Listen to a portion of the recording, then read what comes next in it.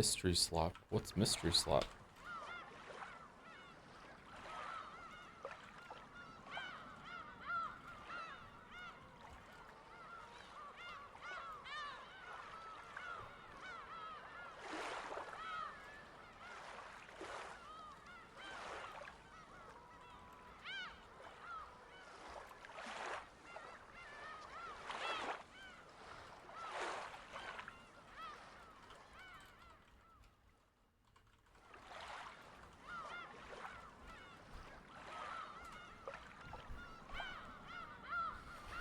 Umineko Tuesday. On a Tuesday, Chrono Trigger will be finished tomorrow, then on to Final Fantasy 6. Almost done Umineko 2, just a few short months left. Do do do do do do do do do do do do do do do do. No scrandals. We do scrandals in the dolls. You mean? We do dolls in break after now. Now we do it after break. Wow. Yeah, that bodes really well for reading today. Holy shit.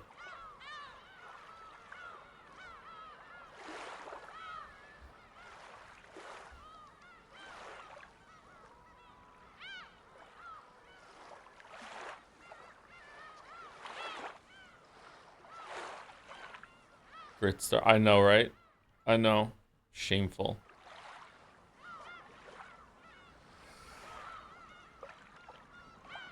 It's not like you'll post this to YouTube. What do you mean?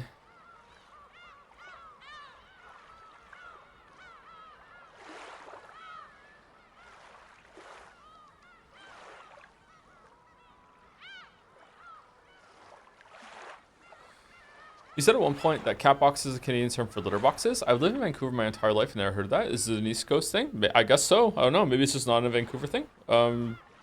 I didn't know that litter boxes existed until I came to Canada. Everyone in the UK just lets their cats roam about and kill all the wildlife in the neighborhoods and shit and piss in everyone else's garden. I don't know, maybe the UK has changed for that, but like cats are a menace in the UK.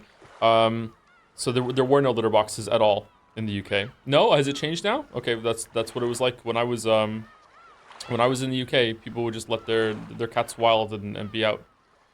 Cats are a mess anywhere.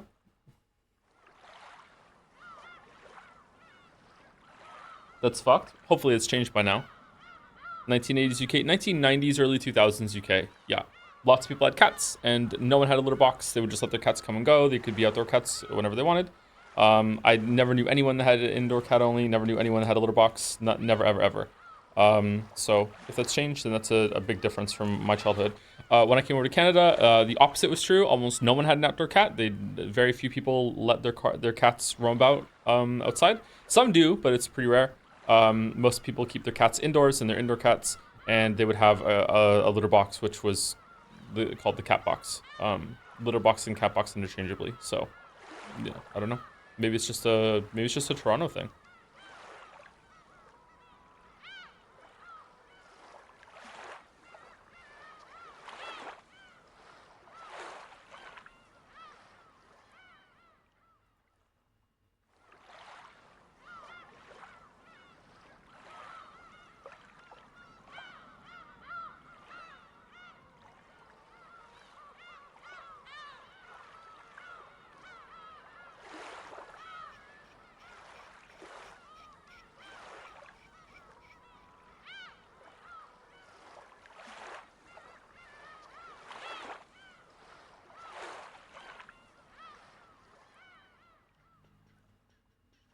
Here in Canada, if you let your cat out, a fisher, a lynx, or a car is gonna freaking kill that poor thing before long. What's a fisher?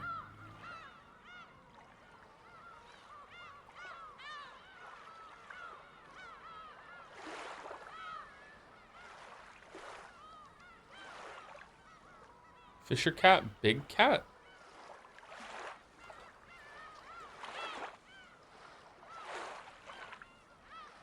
What the hell?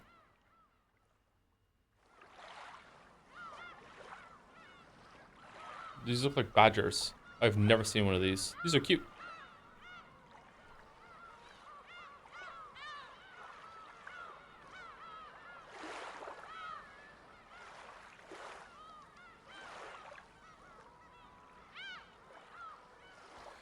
Can't cats figure out roads pretty well? They can, but, you know, just one mistake and that's it.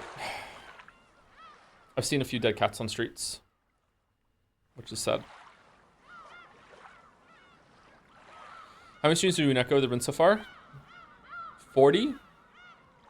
40-ish?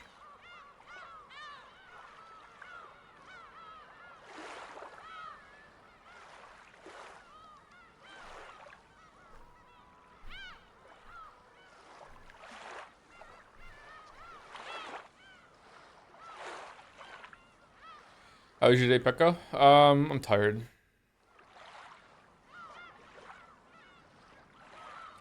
Not sleeping very well. I keep waking up reliably more than once, sometimes even 3 or 4 times, every single night, just absolutely convinced in a delusional haze that someone is trying to break into the apartment. And I have to go fight. Just, I don't know why. It just keeps happening. Just wake up stomping down the hallway with Gatsby, you know, just like, I just keep thinking it.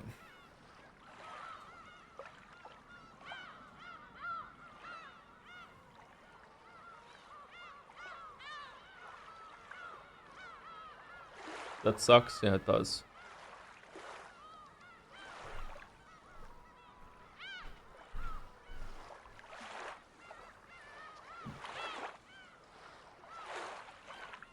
Jesus fuck Joe, 4 streams, you still don't think you're a weave? Hey, I'm getting paid. I'm getting paid. I think those are panic attacks. Nah, I'm a man. Nah. Okay, can we hear the seagulls? Are we good?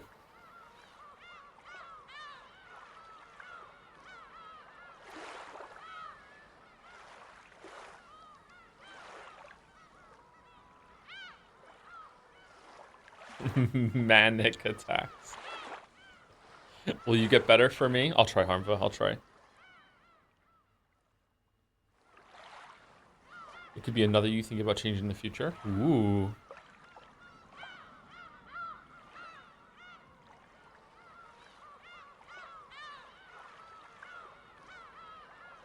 Think about that a lot, actually. Like, who's the other me that that takes over when I'm no longer making short-term memories when I'm asleep?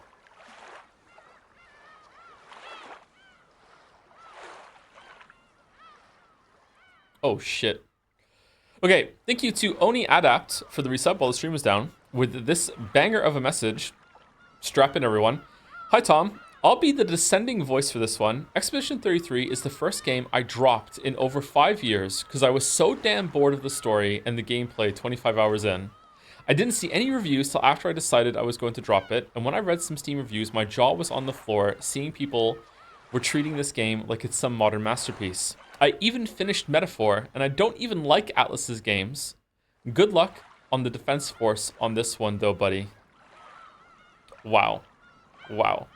Well, hopefully this is yet another example of not everything is for everyone. Like, it could be the best movie, the best book, the best game ever made for the vast majority of the population, and there's still going to be some people that are like, meh, and there's still going to be some people that are like, I actually don't like this. I'm not vibing with it. Just no exceptions. There's always going to be some people that are like, I don't understand it. I don't get it. It's not for me. Let's see what happens. Let's see if I'm going to be one of them. Every game has a Joe. Exactly. Exactly. Thank you, Sayach, for the resub. 7 months for episode 7. Thank you very much, Sayach. Thank you, Mary Philium, for the resub too. Thank you, Isaac Does Stuff for some bits.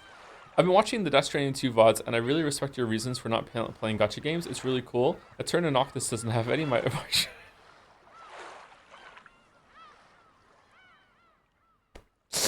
doesn't have any microtransactions or gambling. Thank you very much, Isaac Does Stuff. Thank you, Thailla for the resub with Umide. It's today. Wow. Thank you, Shiden Calm for the resub too, and Scruffix as well. Thank you very much for the resub, everyone. Thank you, YSF, for the bits. Morning, Joe. I got a VOD to catch up on for this one, so I'll see you next Umi stream 07. Ryukishi 07. We'll see it. See you on Saturday. Thank you, Fetty Scum, for the resub. Thank you very much. Thank you, Kaio ZTS for the resub too. Umineko on Battler's birthday. Is it Battler's birthday today? Is it really? Happy birthday, Battler. Also, happy birthday to Wuggy. Umineko into Shiryu City into Umineko is Peem. cream and peak is Peem. So in case you don't know, today we will be finishing episode 7 solo, but we will not be doing the tea party question mark. That is for Saturday. Apparently it is quite long, so we'll be finishing episode 7 today, but we won't be finishing episode 7 today. We're back on Saturday to do that, and then after that it's episode 8, which I hear is good the whole time. So it's just gonna be smooth sailing. Thank you, the Knower999, for the resub. All of my resubs just happen to be on Umineko streams. It must be fate, stay night. Anyways, your Twitch chat roped me into reading Higurashi. I mentioned in the past that I enjoy engaging with fiction and ethically. What the fuck does that mean? Which is why I love Erica Berncastle so much, and some chatters were like, if you love Burn, you have to read Higurashi for context. And are you enjoying it? Because hope not. Thank you, Hermit798, for the resub. Would you rather a car ride with Erica or Witch Maria? Oh my god.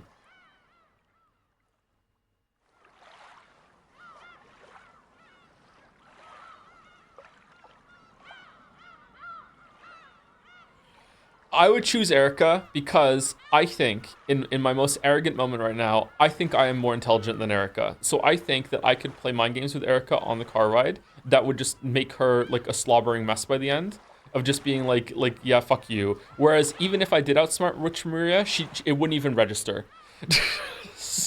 So like she wouldn't be able to fucking like it's just like, ah, fuck you, you can't own me, you know what I mean?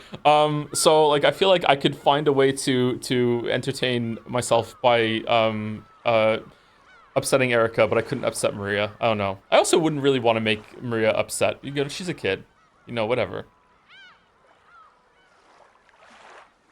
Thank you. I'm TWOG Twog for the resub. Joe seems like he could do a good seagull impression. Mine. Thank you. So there you go. I did all of them. Thank you, Super Scoop, for the resub. Hello, Joe. Do you have any extended thoughts about the music in Umineko? I know you don't typically talk about not a game OSTs in your videos, but I'd be interested to hear your thoughts on the end of the playthrough. I really enjoyed the music. I haven't listened to a lot of it by myself because I don't want to see spoilers. I have listened to the opening of the questions arc a lot. On YouTube, because I was linked that one without getting spoilers on it. So yeah.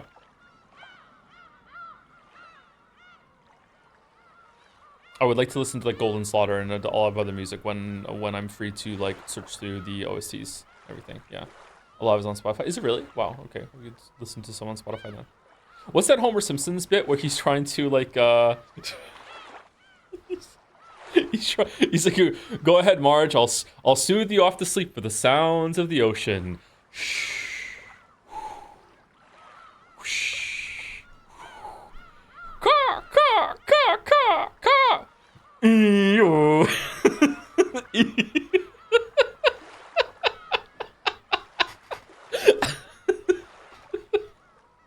Thank you, Jack in it, for the resub. Thank you very much.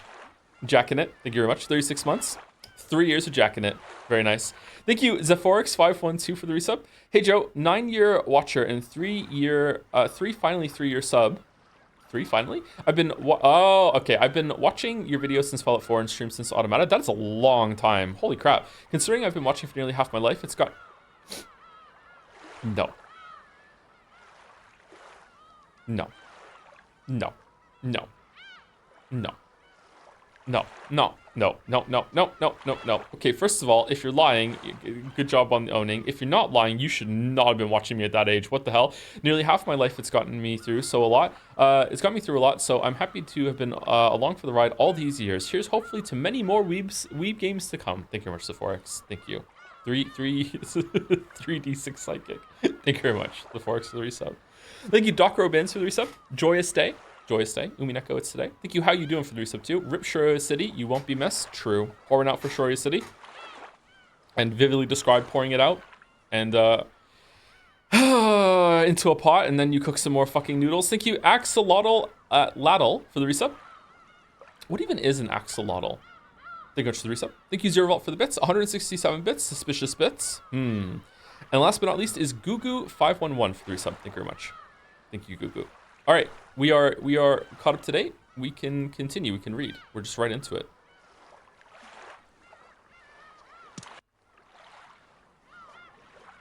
It's low-key insane there are people walking who are born in 2014. I mean, my youngest was born in 2021, and she's been walking for a while. What do you mean? Can you take a 5-minute break? I need to hit the toilet. Can't, sorry. Can't. Wait, is this it? Is it seriously?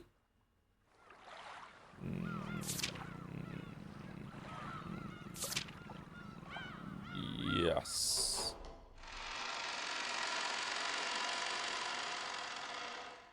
Okay, I will be judged. Is this weeb? This VN is pretty weeb, yeah. Yeah, seriously. Seriously pretty weeb, yeah.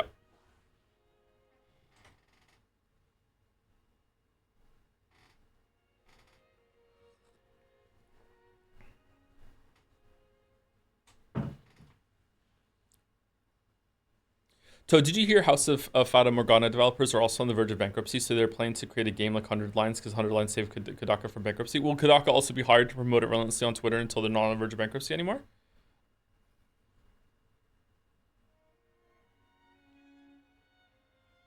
Seriously. Okay, here we go. Oh.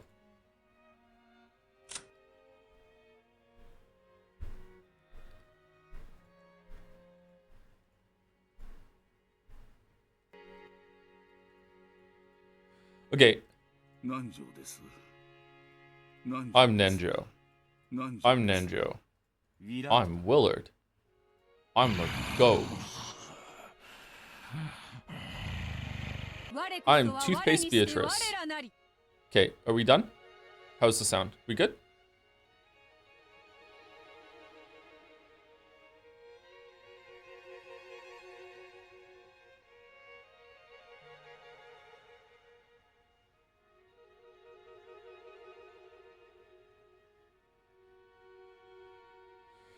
In the second Chrono Trigger VOD, Twitch muted the part where you explained the game you played. When around 10, you blame Bob for everything. Can you explain it again?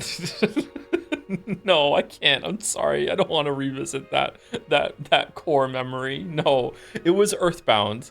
It was Earthbound, and you get to name like your favorite thing in Earthbound, and it becomes the name of your spell. But if you are, you know, doing some stupid joke shit that you're doing with your friend at the time, and you type in, you know, for instance, Bob, or one might even go Bobbin, and then don't play it for a week or so, you'll forget that it did that.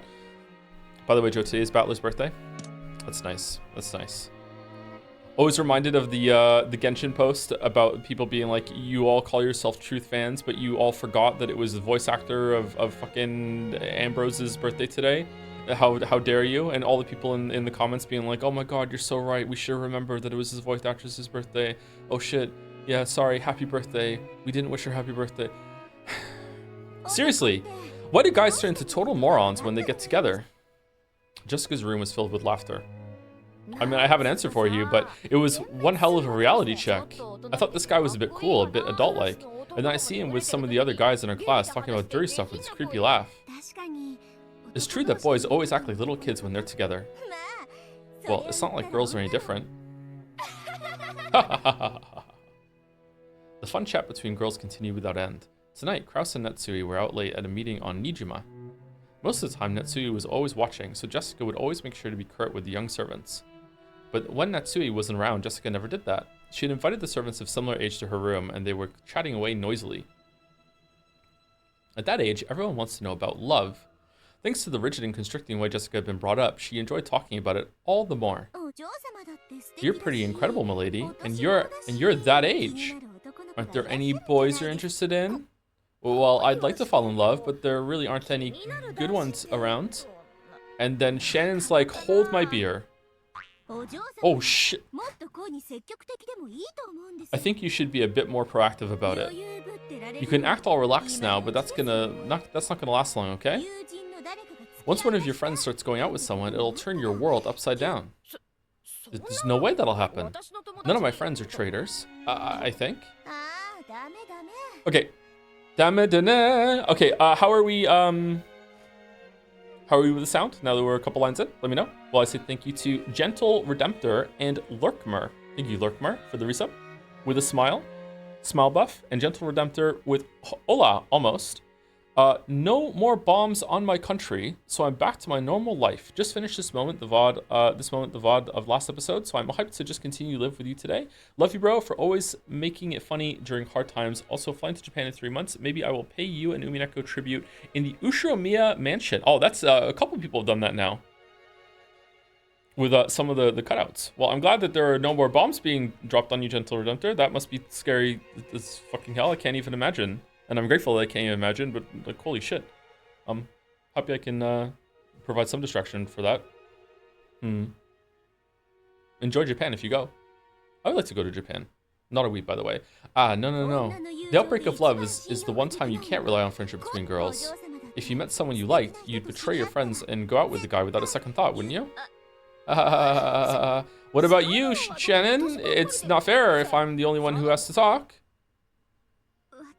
I don't have anyone like that around. Not around. He's far, far away. And like Orihime and Hikiboshi, I don't get to see him very often. In fact, I don't even know when I'll be able to see him again. However, I believe that he'll come for me someday. I believe it. Don't you betray me, okay, Shannon? If we get boyfriends, we'll get them together. You got that? Literally, we'll get them together. Right? We promised, right? Well, you might not believe it, but it's not all rare for girls just like Shannon Chan to get a head start. Giggle, giggle. Shannon, confess. You aren't going out with anyone, are you? You aren't, right? I'm not. Really? Really? Really? We'll get boyfriends together, okay? No matter what happens, okay? Anyone who lies has to eat porcupine fish. Yes, I promise to eat the porcupine fish. Now there's the face of a liar. I'm willing to bet Shannon Chan beats everyone else in this room. I can tell. It's always the quiet ones that go first. Shannon, how could you? Confess, confess.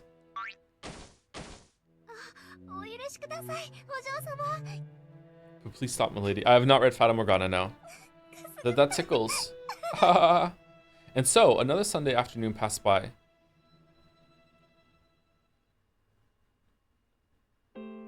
Maybe in a year or two, that can take a VN slot. I worked my way out of the fight and looked up at the sky through the window. Is Battle-san happily chatting away with his friends somewhere right now? Just like I am?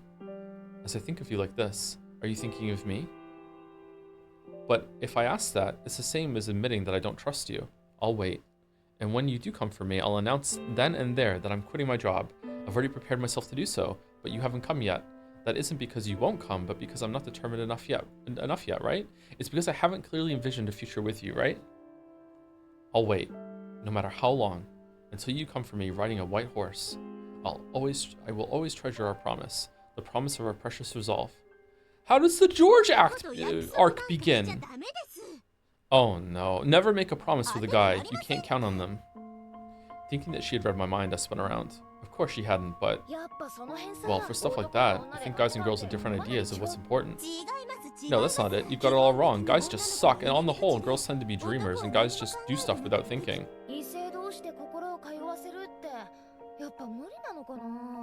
I don't think that's true. I guess understanding between the sexes is pretty much impossible after all.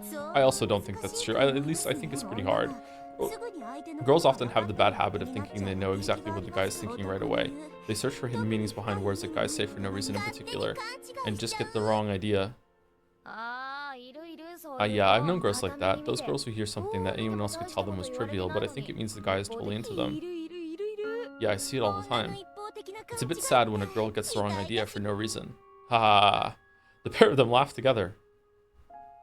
When a girl gets the wrong idea, could that be me?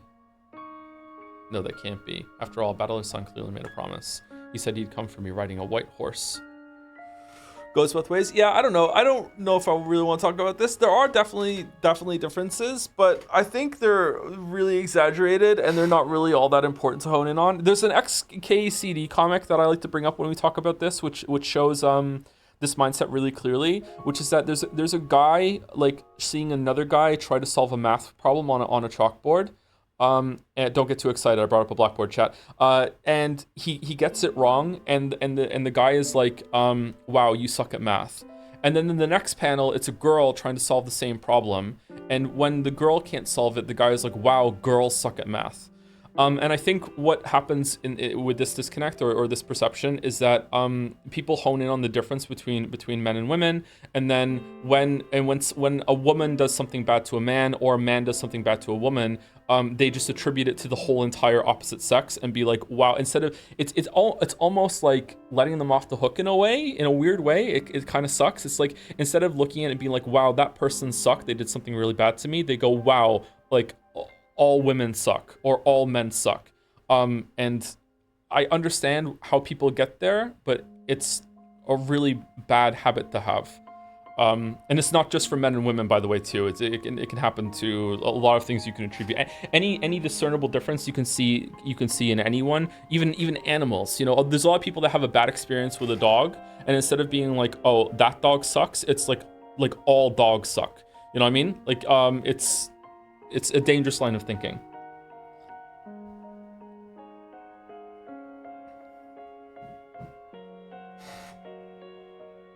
I mustn't doubt. I'm sure this conversation I'm hearing is just another one of God's trials. So I won't listen. I won't care about it. If there's one thing I never want to be, it's one of those poor girls who thinks a guy's heart is linked to hers for no reason. She's evil, man. She's evil. Those demonic sneers tormented me and tried to lead me astray. I'm sure he'll come to the next family conference.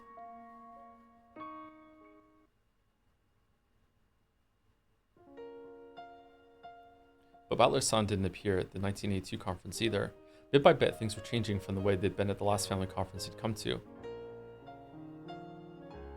Everyone had gotten completely used to Kirie-sama, Rudolph-sama's new wife, and she came down off the boat with a familiar stride. Her daughter, Anji-sama, was growing well, and all of the family focused their attention on her. Even Maria-sama, though she was still tiny, was already 5 years old. She was full of energy and old enough to enjoy playing with George-sama. Jessica-sama and George-sama had already stopped talking about Battler-san's absence. It was the same with the other relatives too. No one touched on the subject as though they had forgotten that Battler-san was missing. Maria-sama had only been 3 when she'd last seen Battler-san. It was doubtful whether she even remembered him. In just 2 years, all trace of your existence has been erased from the Ushiromiya family conference. That made me sad, and so it looks like Battler-san didn't come back this year either. True. Feeling a bit lonely. Fucking no. Well, Uncle Rudolph and Aunt Kirie don't even bring him up anymore. It looks like Battler-kun was much more serious about it than we thought. I wonder if he really will stay away forever. It looks like that was him leaving the nest after all. He spread his wings and left for a new stage of his life. Don't you think so? He's always been crazy and reckless. Well, what more do you expect from a guy? Well, we know Battler-kun. I'm sure he's adapted to his new life and is enjoying himself, so I don't think there's any reason to worry. And George-sama said that with a smile. I felt a bit uncertain. What does he mean by, there's no reason to worry, I'm sure he's enjoying himself? This is Battler we're talking about, so you can bet he's forgotten all about us and is having a great time. Yeah, I'll bet he is. And I think that's for the best. Thinking for himself, his family, and his late mother, Battler-kun decided on his own to find a new life. So I hope he lives that new life to the fullest. If he forgets about the Ushiromiya family, that's just perfect. George-sama smiled at me as though expecting me to agree. Cry me a river. After a moment of shock, I smoothed my expression over and found the expression he was expecting. Is Battler-san living happily? Having forgotten about the family? About me? About our promise? Call him! What are you doing? That can't be true. It just can't be. Battler-san must be looking forward to that day of decision just like me. I'm not mistaken about that. He promised me. He said he'd come riding on a white horse. I never asked him to say that. He said he'd come for me on the day I resolved myself to live life for his sake. He made that promise himself for 2 years. I believe that. Man, if you remember that line that Mouse is talking about, like this whole entire section must be just like just Obama meme over and over and over again, with you just like patting yourself on the shoulder with a huge grinning smile on your face, like yeah, I got it. Oh man, what the fuck? I don't remember that line at all. I've done all I could to make it through God's trials and the whisperings of demons that tried to throw me from my path. And yet, the things both George-sama and Jessica-sama are saying are so cruel. Battle-san has forgotten about us and started a new life? Why are they telling such lies?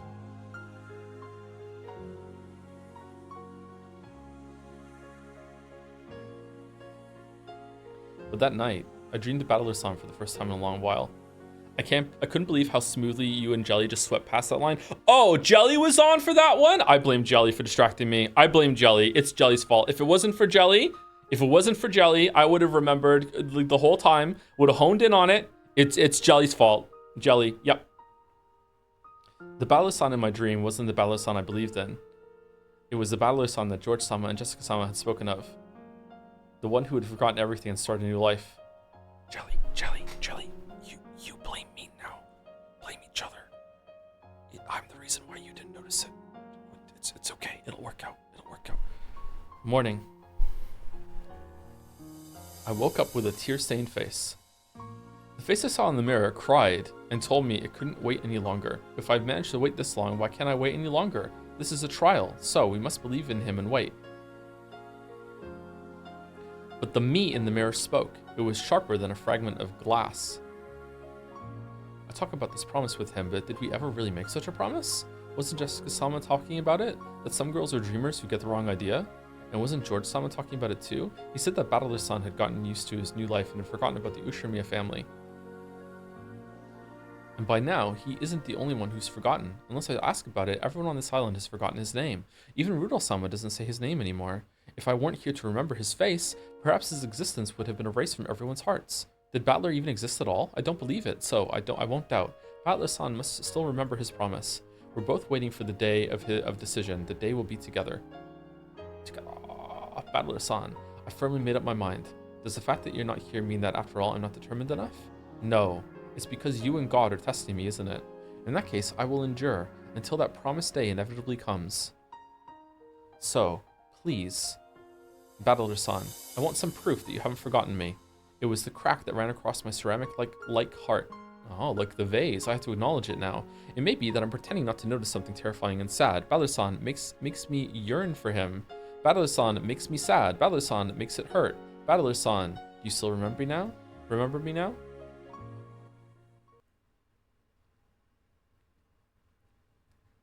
One year later. 1983, 3 years until the crime.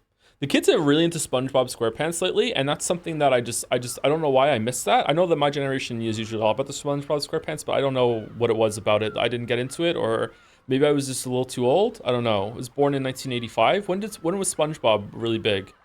That show's actually pretty funny. Seeing some of it now, I'm like, yeah, I see the appeal.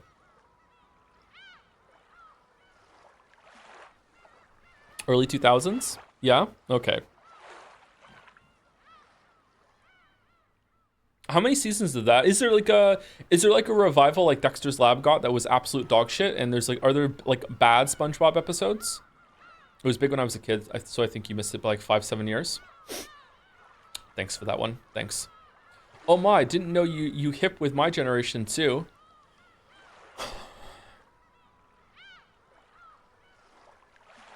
Hits start coming, they don't stop coming. Fair to the rules and they hit the ground running. Didn't make sense not to live for fun. Thank you to Daniel Locke 123 for the resub. Umineko is just a story about the intense ramifications of incest when you really think about it. Kind of like Kiss Exis. Is Kiss Exis an Umi light? Thanks for that, Daniel Locke. Thank you, Typo Taylor, for the resub. After hearing so much about it as a classic, has been cool seeing you play Chrono Trigger. Keep up the good work on Umineko. Can't wait for Uma Musume to take the place of the dolls eventually. Fucking hell, really, fucking hell. Yeah, Chrono Trigger still lands in a lot of ways, but I do have a lot more like negative thoughts about it at the moment and than I did before. I don't think it's going to maintain as my favorite, but it has been a really interesting experience to play it again. Yeah, it'll still be my favorite of my childhood, easily. Really good game. A lot of it held up.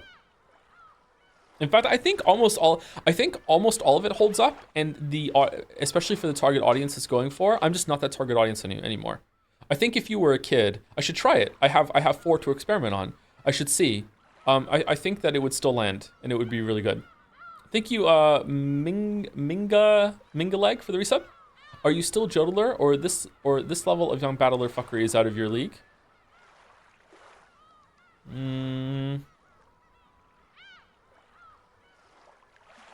I did fuck around a fair amount. No, sorry, not literally.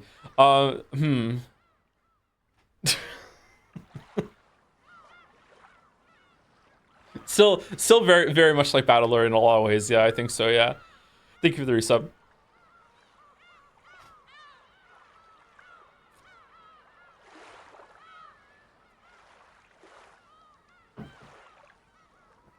Thank you, Amadilk.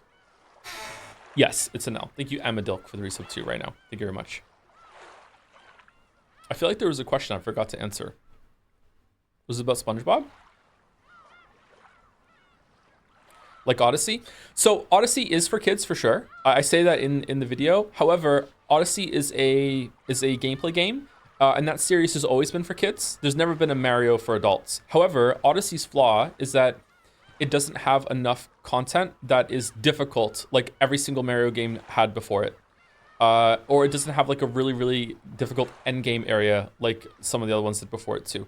That's the issue. It just didn't do enough with its complexity for some reason. Whereas all the previous Mario games had established it, even though they were for kids, they would go to that level. I think that almost every single part of Super Mario World is more complicated than almost every single part of Mario Odyssey. That said, it's a lot easier to die in Super Mario World, like 2 hits you're dead. But so it's not exactly a fair comparison, but just off the top of my head right now, without getting into a bigger discussion, that's the honing in on the difference between the older Mario games and Odyssey. Like, oh my god, Mario 1 is fucking grueling. I'm sure a lot of you people here right now who have never played Mario 1 and have played video games all your life, you would struggle to beat Mario 1. Like right now, if you started playing it, you could do it. Don't get me wrong, you do it, but you would struggle to finish Mario 1. Like probably today, if you started it today. You know what I mean? It's a pretty tough game, and also a game for kids. And then came the third family conference since Battle-san left. If the number of beds was going to increase, we would have been told about that when setting up. The fact that nothing has changed in particular means that he probably won't be here this year either. Clinging to a final bit of hope, I stood by the docks watching the boat draw closer. Hey, Shannon-chan. Is this the same voice? You're looking as pretty as ever. Careful, Angie. Watch your step. Hey, Shannon. I really do love Rikenjima. I can't wait for Uncle Kraus to turn into a resort. There's no need for that. It'd be such a waste. You've got a point there. How have you been, Shannon-chan? I think you've gotten a bit taller since last time. Thank you very much. And the weather's good again this year. It's so great having every single member of the family together all nice and cheerful. Please allow me to guide you to the mansion. Also, not everyone is here. So after all, Battle-san has been so thoroughly forgotten that he might not have existed in the first place. I'm sure the sadness will show on my face. Not wanting anyone to see it, I turned my back to the family and led the way up to the mansion by myself. Then suddenly, someone mentioned Battler-san's name and I jumped. Wait, you saw Battler-kun? How's he doing? Yeah, he's doing very well. I took Angie and had some tea with him the other day. I was surprised, so Kirie-sama was in touch with Battler-san. According to her, both Battler-san and Rudolph-sama had long since calmed down after their fight, but both were so stubborn that they hadn't found a good chance to make up. And since Battler-san had gotten used to living with his grandparents and going to school there, and considering that those grandparents might make things even more difficult, going to convince Battler-san to come home wouldn't be easy. It's just too bad. I think Asumu-san's parents were even more angry than Battler-kun was. This isn't just an issue between Battler-kun and Rudolph-san anymore. Then will Battler be coming back sometime soon? He will make up with Rudolph-san, but it looks like he doesn't intend to return to the Ushiromiya family. Such a shame. Though I do understand how he feels. It was a bit of a relief to hear that some of the bad feeling had died down in these 3 years. If we take Asumu-sama's parents into account, it's no surprise that things haven't gone as well as they could. But if Battler-san doesn't hate Rudolph-sama anymore, then someday, surely he'll come back. He'll have grown so much. My resolve will not waver anymore. For some nights these past 3 years, I felt sad and resentful, but now it feels as though those 3 years were something I needed. After all, the seeds of love, the faint feelings I once had for you, have budded powerfully, waiting for the day that we'll be reunited. Okay. This is how honest my feelings for you are now. I love you. I want to see you again as soon as I can. Until that time, I'll keep that bud of love warm and growing for you. I won't doubt the coming of that day anymore. Just as I think of you under the same sky, I believe that you are thinking of me. I'm sure this news about him is a sign that God is cheering me on. Meanwhile, in Battler's room, da-da-da-da, da-da-da-da. So I ask God one more time inside my heart. Since my feelings for Battler-san have not wavered for a day these past 3 years, let me know that he feels the same way. I know that asking for that is a sin. She's going to become the Joker. We know. However, now that we've reached a 3-year turning point, I want some gift from God, any gift to show that I have not waited in vain. And that gift is George. That is what I prayed. Oh, that's right. It's been so long since Battler-kun last saw you all, right? I thought you might be feeling lonely, so I told him to write you letters. Oh, God. Oh, please. Oh, my God. Oh, my God. Please, Battler. Jesus fuck. Oh, I actually don't want to hit the button. Oh, fucking hell.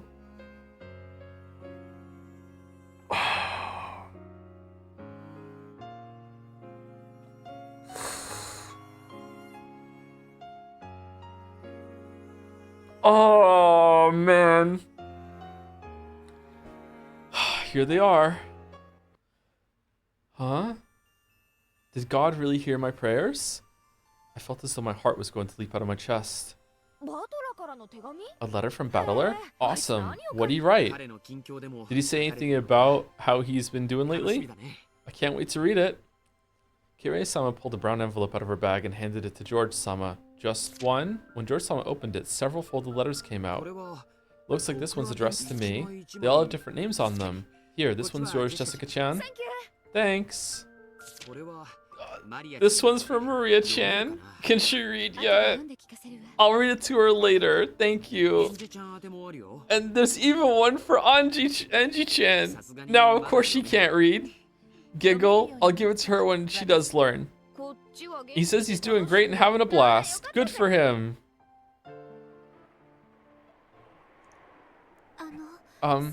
Is that all of them? Yep. Looks like that's all of them. Thanks a lot. George-sama handed me the empty envelope. Apparently he thanked me because he thought I was offering to throw it away for him. And clearly there was nothing inside it. There was no letter for me. This is so cruel. What the fuck?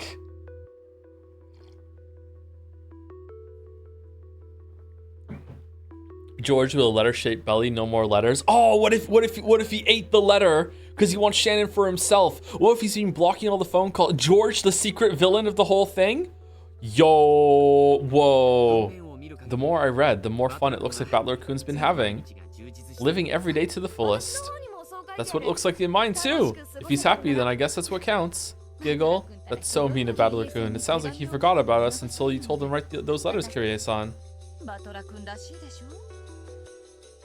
Well, you know what he's like. It sounds like he was living life to the fullest. Yeah, you said. And I hear he's popular with the ladies at school too.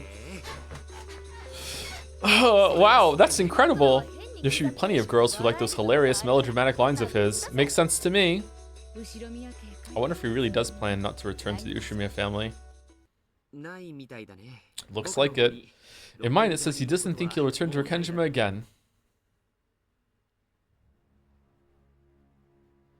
I knew that all of these letters were trials from God. The fact that there was no letter for me, and the fact that he was enjoying life and had forgotten about Rokkenjima were just more trials. God is, tempting me. Tempting? Testing. The fact that there was no letter for me alone is proof that that's what I want to think. But now it's just too much. You got here on time. Hey, Mas, how's it going? It might have been an important promise to you, but it looks like it wasn't for Battler.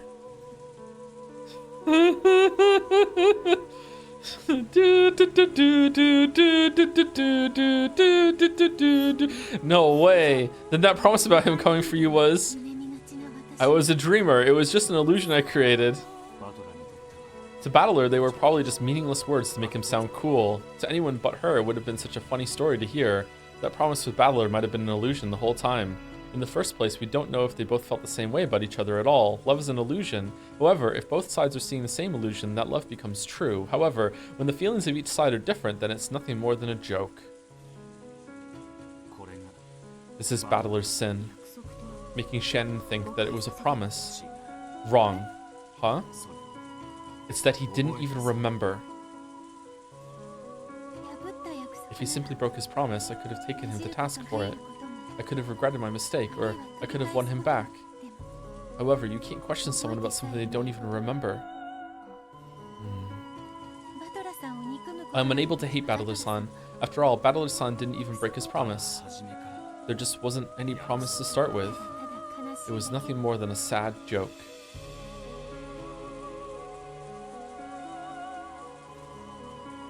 I kept on crying and crying. I dug my fingernails into my pillow, soaking it with my tears. How much easier it would be to hate something. But I can't hate anything. You can hate him a little. I think you can hate him a little. I don't think you should hate him a lot, though. Like, again, sorry to pull this card again 2 streams in a row. Like, I lost my mom when I was in my mid-20s. And I had a very bad relationship with my mother. And it was still a very traumatic, upsetting event.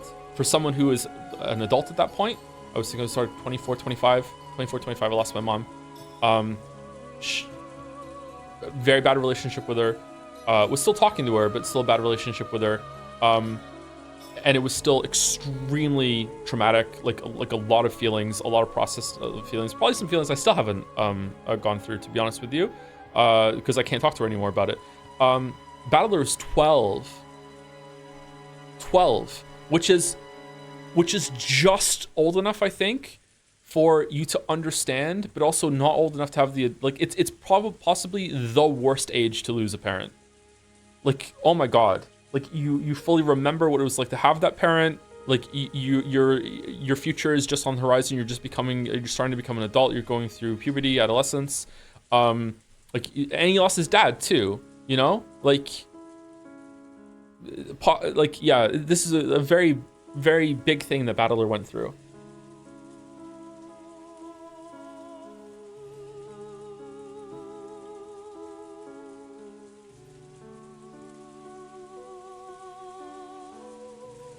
Oh no.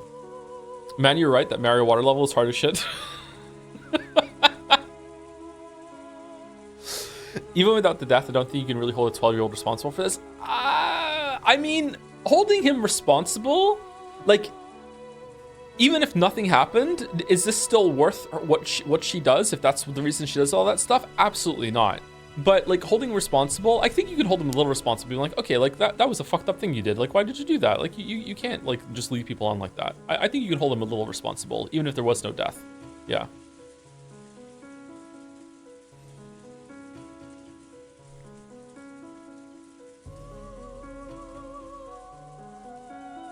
Thank you, Happy Kirby, for the resub as well, with a cackle E. Cackle E, cackle E. Thank you very much. I just couldn't get over my miserable arrogance, which had led me to believe for 3 whole years that he felt the same as I did.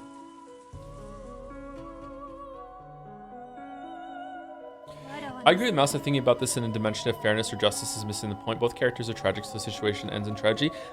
Yeah, but you can still indulge in missing the point and think about things as you want to. And you might find some interesting things like that. That's, you know, arguably that's what makes something literature and not just an entertaining piece of fiction. You know what I mean? Like, you can take it as a springboard to think about things like people love, like, go and see, it's all full of bots now and people doing writing exercises, but like, am I the asshole? People love am I the asshole? And just being like, who's in the wrong here? Like, they love that shit. Like, everyone has this innate part of them that just wants to see, like who's to blame here? What can I do? Like, what's to think about here? Yeah.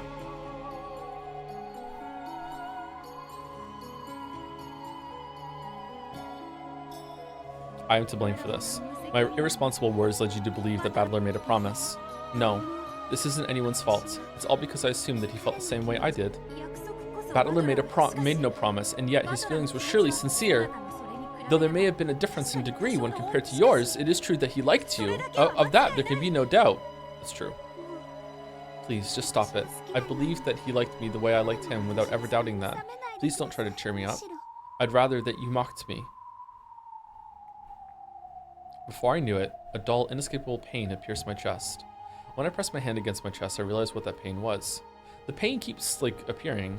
It was the no. No, that was Shiroya. Shit, sorry. It was Shiroya that kept having the weird pain in her chest.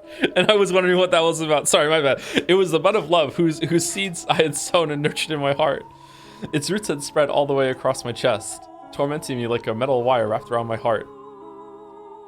They look less like roots and more like fissures running through my heart. I can only hold back the pain by tearing out the root of love. Oh, root of love. But no matter how much I scratch at it, I'm only scratching at my chest. The root of love doesn't move at all. If I started hating Battler-san without any lingering interest or regrets, I'd be able to pull this root out easily. Once I did, it would probably leave a hole behind, but at least it wouldn't hurt me anymore. But I can't pull it out. Even though it hurts so much, those roots of love are still stuck in my heart. Shannon. Even now, I love Battler-san. I want to see him. I want him to come back. I believe he will come back someday, and I want to wait for him. But right now, it's just too much. As I sobbed, the tightness in my chest grew even stronger. As long as I like Battler-san, that pain will always continue. Because I like him, I want to hold on to that pain forever. But it was written right there in letters for George-sama and the others. Battler doesn't plan on returning to the Ushiromiya family. He's forgotten about me and Rikenjima and has started a new life with a different name. I must wait for him for all eternity, despite how painful, aching, excruciating this is. Is this another trial? Is God telling me to wait for him forever? I can't do that. I want to be with Battler-san, but if this is the trial that I must go through for that, then it's just too painful. Beatrice hung her head in shame. If she hadn't encouraged Shannon so much, it probably wouldn't have been this painful. Shannon may have been the one to sow the seed of love in her heart. However, Beatrice had irresponsibly watered it and told Shannon not to give up. Beatrice scratched at her chest, trying to share Shannon's pain.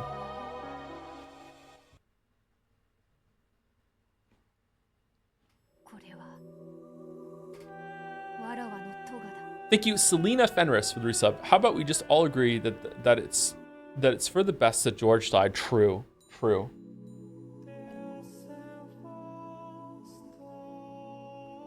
So true. Kind of recontextualizes how she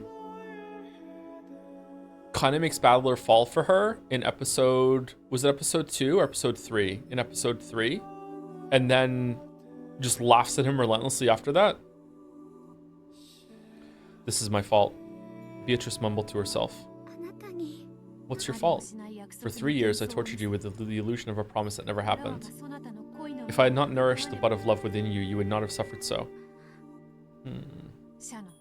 Shannon, this may sound harsh, but listen. What is it? Fuck Battler. Forget Battler. There was no bud of love in the first place. No, I'm the one who nourished it. No matter how painful it is, I can't forget it. You cannot bear that pain any longer, can you? Wordlessly, Shannon held her chest and hung her head. I love Battler. That feeling burns inside me, so that I still cannot let it go no matter how much it hurts. And I've spent 3 years pretending that I didn't feel that pain. Now, I know that I feel it. And since I know, I can't bear it. So you cannot throw away your bud of love for Battler? Yes. However, at this rate, the bud, the root, will kill you. People need a universe to survive, and one person cannot create that universe alone. 2 are needed. A universe? Together with Battler, you created the universe of that bud of love. Now that one half of that pair is gone, your universe has crumbled. People cannot complete a universe on their own. However, Battler-san, the other person who creates my universe, won't come back. Then you must create a new universe with someone else, with blackjack and hookers and cocaine. You mean create one with someone other than Battler-san? And who better than George? If I will give you such a person. Which person? A creature to bury the pain in your heart and heal you. He will not betray you. Yes, let it be a sibling. I will give you a little brother. A little brother? A boy you have always been close to at the Fukuen house, whom you love as if he were your real brother. That I shall give to you. Together with him, you will create a new universe. Will that little brother make me forget all the pain of my love for Battler-san? Correct. You need a universe. Then what will happen to the bud of love in my heart? My feelings for Battler-san won't change. I can't make them wither. I shall accept that bud and those roots in your place. You will? You can forget the pain of love and create a new universe. I will accept the bud of love in your place. It means that I will accept the pain as well. But I will learn of the single element I do not possess, love. Okay, and she can just do this. Beatrice wanted to know love. She wanted to feel what Shannon had felt in the world of humans. And if Battler ever does return, if the bud still is not withered and you still desire it, I shall return it to you. What do you think of that?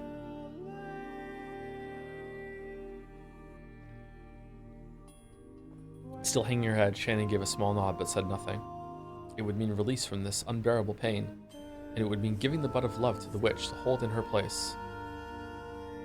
Shannon spread the hands that she had held to her chest. As she did, what is this song? As she did, the faint light popped out of her chest and floated in the air, gradually swallowing everything with its brightness.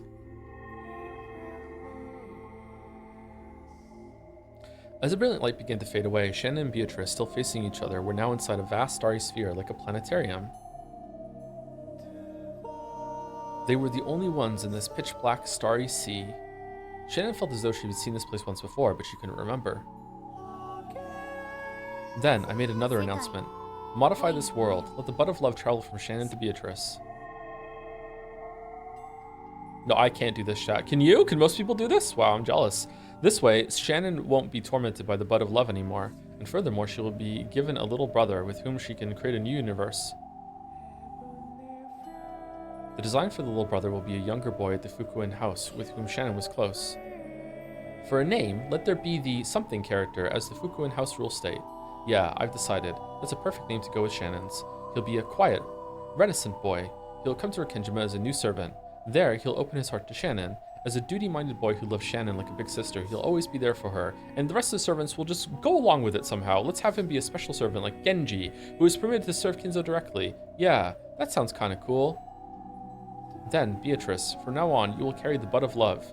In other words, Sumari! The role of being infatuated with Battler and waiting for his return will go to you. While you are still the witch who reigns over Rikenjima's night, you have also been waiting for Ushiromiya Battler ever since that day 3 years ago. Along with this change in setting, I'll give you a new form as well. He did tell us that what his ideal woman would look like once, remember? A woman with a good figure and long golden hair, like a foreign model. Golden hair, long hair, a good figure. Yeah, something like that. That's what the new Beatrice will look like. Come now, hold that bud of love in your heart as you wait for Battler. This way you will learn of love in exchange for earning pain.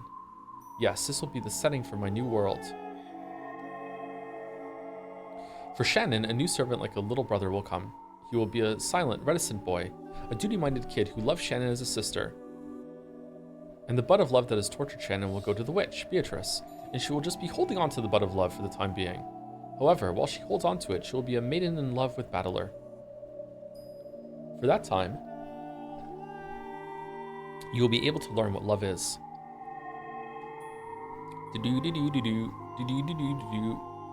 Come, let the world be modified. Oh, I am one yet many. Awaken us, and stretch your wings in this new world.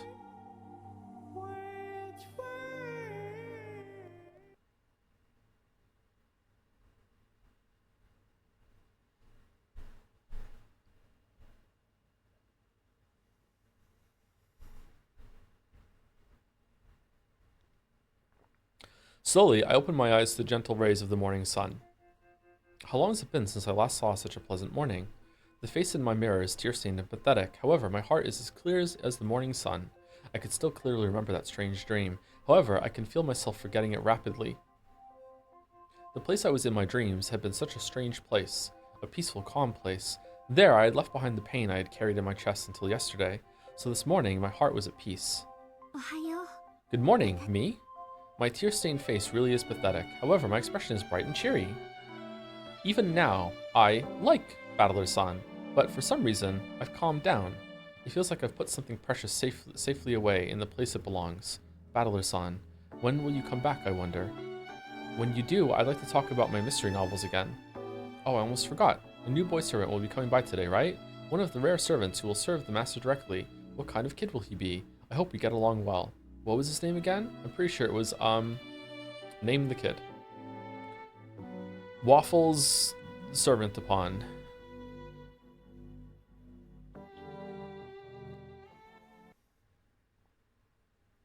Kaio. I can't believe I just made up a whole name. 1 year later. All right, I have questions about Canon just suddenly starting to work at the mansion. 1984, 2 years until the crime. I don't understand how that can happen without talking to Genji. Maybe that is what happens. Maybe there's some talking about it. Can she like forge documents? Like, how does she make that happen? I would like to know. If it doesn't tell me, I'm pretty sure that I can think of a reason myself, so that's fine. It's not like a deal breaker or anything like that, but I would like to know. I would like the story to explain that a little bit. Men, at least just hint at it. Men in work clothes were spreading a tarp over a section of the hall. Also, thank you to Thet NTM for the bits. So at what point in the story will Shannon start writing stories about egg-shaped chairs? Give it a second. From the way they measured the wall and set out tools, it could be seen that they were planning some sort of construction project. This is of the utmost importance to the master. Be sure that you do not damage it. The president of the construction company nodded his head several times to show that he understood. Then, 6 young workers carried in a large rectangular object wrapped in a white sheet. One of them was Cannon, and he just never left. Oh, okay, careful there. Set her down gently. I said gently. Is this the spot? Well, there's your problem. Great, let's get started. Apparently, they were putting something large onto the wall of the hall. He plans to hang that thing there? That's what he wants. After all, this mansion is a little more than one of a father's toys. Natsui took a deep breath. Though this was a whim of Kinzo's, a man she greatly respected, she seemed to resist the idea of hanging it right here in the entrance hall, the face of the mansion.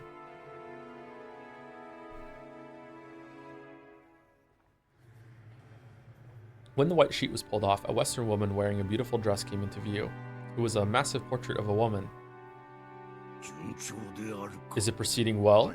Yes. It will be finished by this evening. I would like to see it hanging there for all to see as soon as possible. I want you overseeing this, my friend.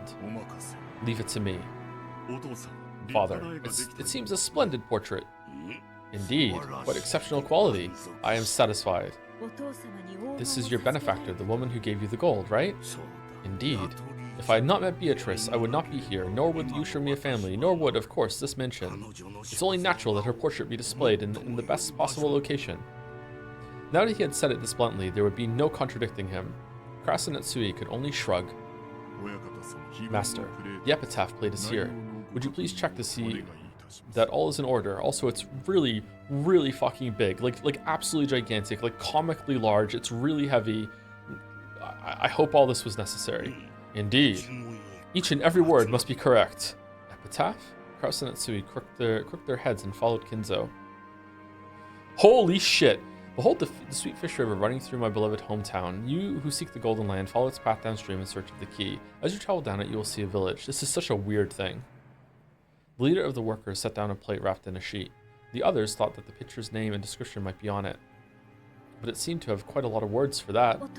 Father, what is this? Behold, the sweet fish river running through my hometown? Read it and interpret it as you like. Fuck you!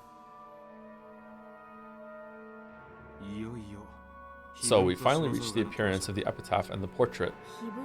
I don't know much about this epitaph. It doesn't exist in my world. Probably not. In your world, there's already a clear successor, you, but not in this world. In other words, Sumari, this epitaph was set up to choose grandfather's successor after all? Most likely. Or he might have wanted to believe in the chance of a miracle.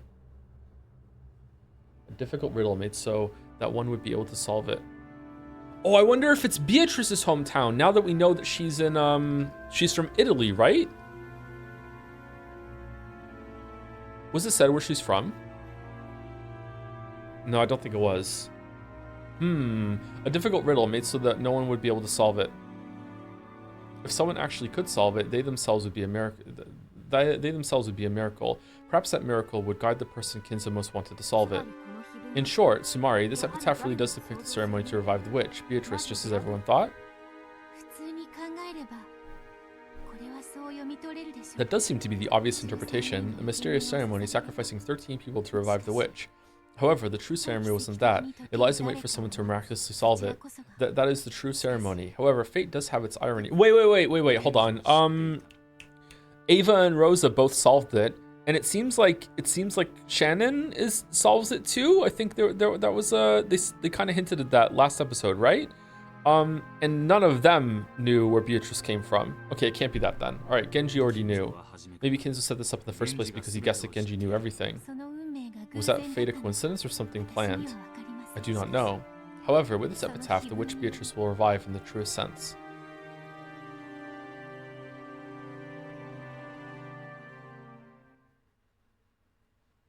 I think she's from Tuscany for her surname, the Countess of Tuscany. Journey to the Golden Land.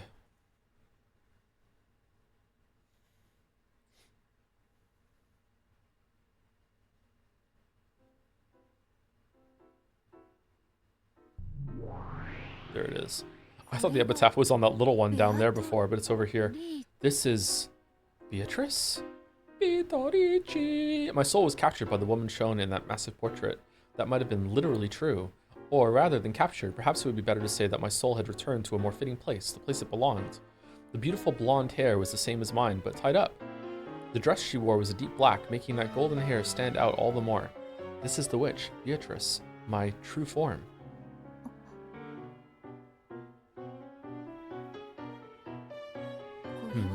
What is this? There was a plate with too many words for it to be the title of the picture. Behold the sweet fish river running through my beloved hometown. You who seek the Golden Land, follow its path downstream in search of the key. The Golden Land? I see. So my world is the Golden Land. I have always called my own personal world a paradise. Tonight I shall change that. From now on, my world shall be the Golden Land. I am the master of the Golden Land, Beatrice. And then there is the brutal ceremony of sacrifices, starting on the first twilight. On the ninth twilight, the witch shall revive, and then shall be left alive. If I carry out the ceremony, will I revive in the truest sense? What?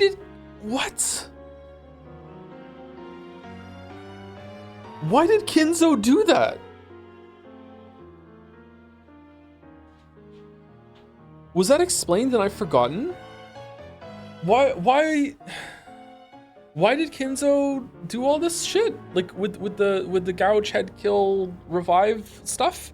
Was he driven crazy too by the occult thing? And it's like delusions informing delusions? I remember battlers saying to Erica, like why was it Erica? Something about like it has nothing to do with it. No, I've forgotten some important piece of information now. Shit. Fucking hell. If only I'd taken notes. Then, on the 10th twilight at Journey's End, you shall attain to the power of the Golden Land's treasures once and for the last time. I feel like I've done pretty well without notes, by the way. I mean, I did have the Red Truth notes that someone made for me. And I was almost always able to ask Mouse, like, hey, you know, what about this? So in a way, I did have a form of notes.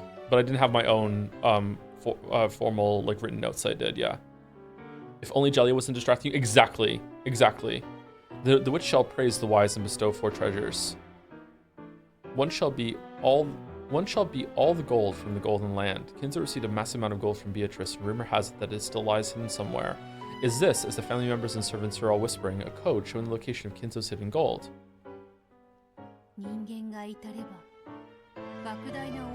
I just woke up. What? Some of us have been woke for a while now, Jelly. Catch up. If a human solves it, they will obtain a great quantity of gold. However, if I do, it will mean my own resurrection. Kinzo, aging magician. What do you say fuck me for? Exactly, you said it. You were right, Chatter. You said it. Jelly was going to respond with that. Jelly, I am blaming you for me not remembering the battler coming back on a white horse line, because apparently we just blew right past it because we read that one together. I graciously offer you the same in return. You can just blame me for not noticing it either.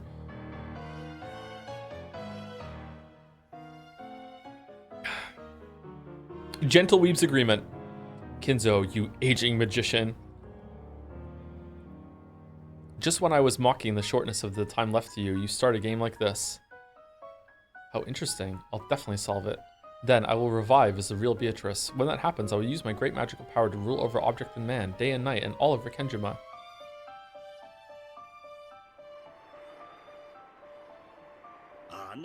Jelly remembered that line, Joe. Oh, and I didn't? Oh, so it was intentional sabotage.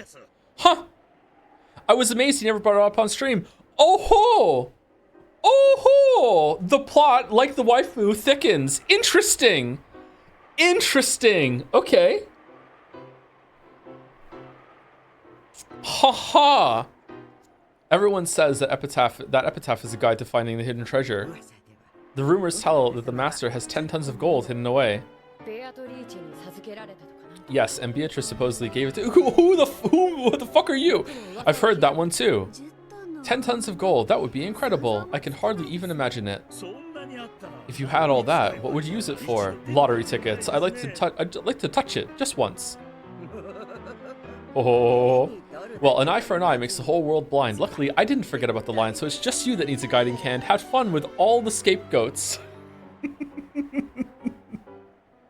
Okay, all right. That's a banger comeback. I accept defeat. Well done.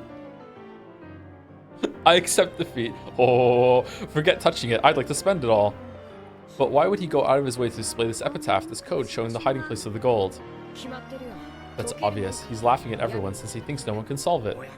It's a challenge to the rest of us, isn't it? He wants to know if there's anyone here wise enough to solve it. It seems that the master doesn't intend to let Kraus-sama take the headship easily. Perhaps the one who solves this will become his successor?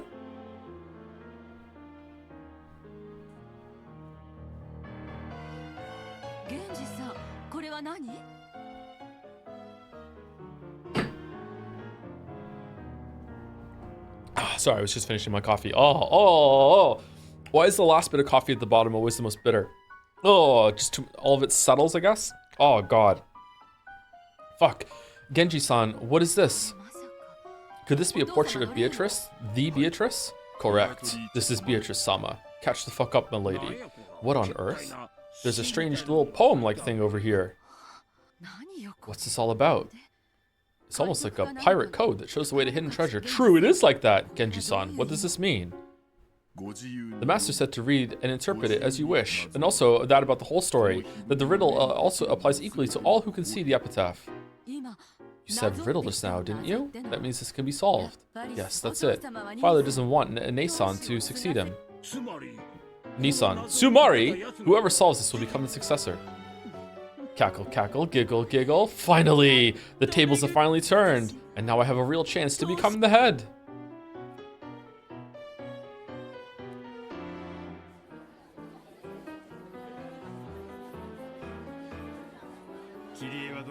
What do you think, Kyrie? I think it's extremely likely this epitaph points to the location of the hidden gold. Live Ashtray reaction? It looks like Aniki thinks the one who solves it will be chosen as the successor. That's another theory that might fit. Father certainly doesn't view Kraus Nissan as the ideal successor. This might be a huge trick he's set up now that he's reaching for the end of his years. I is nay. No, E is nay. And I is knee. It's opposite. Because I want to say N-E-E as knee, but that's nay, and I is knee. Okay. God damn it. Sumari, so if you really solve this riddle, you stand to gain 10 tons of gold and the position of successor. On the surface, perhaps, however, I'm sensing some malice, so he doesn't think anyone capable of solving it. I doubt he made it to be solved easily. True. Guess we'll have trouble looking for something to do over a drink for a while now.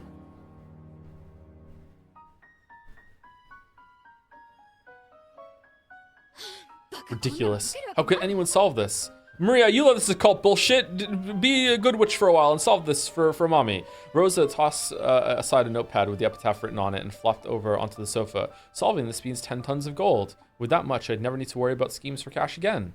If I had money, I could pay off my debts, and that man might come back to me. Fucking hell, Rosa. I know where father's beloved hometown is. And the Sweetfish River? There are many rivers there. What's the village supposed to be? I don't have a clue. Ooh, what's wrong, Mama? Maria looked concerned. Kids are really good at riddles, so maybe. Hey, Maria, do you think you know the answer to this riddle? Maria gazed at the paper with the epitaph on it as though she was trying to bore through it with her eyes. Her eyes opened wider and wider. What do you think, Maria? I guess it might be a bit too hard for you. Hee. This is a witch's ceremony, a resurrection ceremony for Beato. Where'd you get this? Hey, Mama, where'd you get this? I'm gonna ask Beato. I'm sure this ceremony will let Beato regain her full power. She'll be able to appear in front of everyone and do miracles and magic without having to worry about the anti-magic toxin anymore. Hee.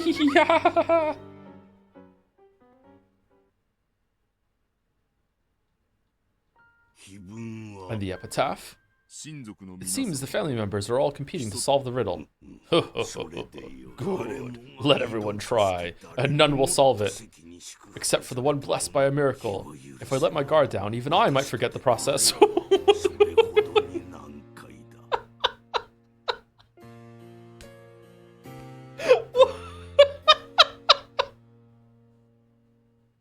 The fuck? That's how difficult it is. Because it is difficult, solving it will bring about a miracle. Precisely. This miracle shall be the last one I desire in my life. My final bit of magic. When a miracle comes and allows one to solve that complicated epitaph, it will surely mean Beatrice's resurrection. Oh, Beatrice. I just want to see your face one more time. I don't need wealth or honor anymore. If I could only meet you one more time. This would be the last bit of magic that Kinzo, who realized he was facing his last years, would ever use. He was betting everything on that Beatrice had given him, hoping to meet her just one more time after being separated by death through 2 generations. His meeting with Beatrice that day had been the true beginning of his life. And even with them gone, Kinzo had remained there alone on the stage that had gone dark. The aged monarch had obtained everything, accomplished everything, but this was the one element that had always slipped through his fingers, no matter how much he struggled. If he could just have that element, he would need nothing else in life. In the end, perhaps his whole life was just a journey to learn that one single element that makes up all that it means to be human. Love, my friend. Will my life's final bit of magic show me a miracle? I don't fucking know, sir. For a while, Genji was silent. He wasn't at a loss for words or struggling to find an answer. What was the drink that they used to drink? That you came in and drank yourself at the beginning or whatever? Pouring one out for Kinzo? What was that? During that silence, I thought that was going to be important. During that silence, something had passed between the two men who had known each other for so long that the friendship surpassed that of master and servant. I wonder if it's like, I wonder how many types of magic are trying to be shown in the opening scenes. Like that's the alchemy kind of witch's brew kind of magic. Just everything is trying to build it up as like this magical occult person when really it was, none of that was real. No, that will do. No one will solve it. That's why a miracle will occur. Master, please tell me one thing. What is it? If, I ask you, if a miracle does occur. It may have been different during his youth, but in his old age, Genji rarely spoke of dreams and what-ifs. When Genji said if, Kinzo quietly waited for the words of the man he called a friend. If a miracle does occur, if your magic comes true, and Beatrice-sama does revive, what will you do? As the one closest to Kinzo, Genji obviously knew of the crazed feelings with which Kinzo had searched for Beatrice in the past. And yet, Genji was asking what Kinzo would do if Beatrice did revive. Oh.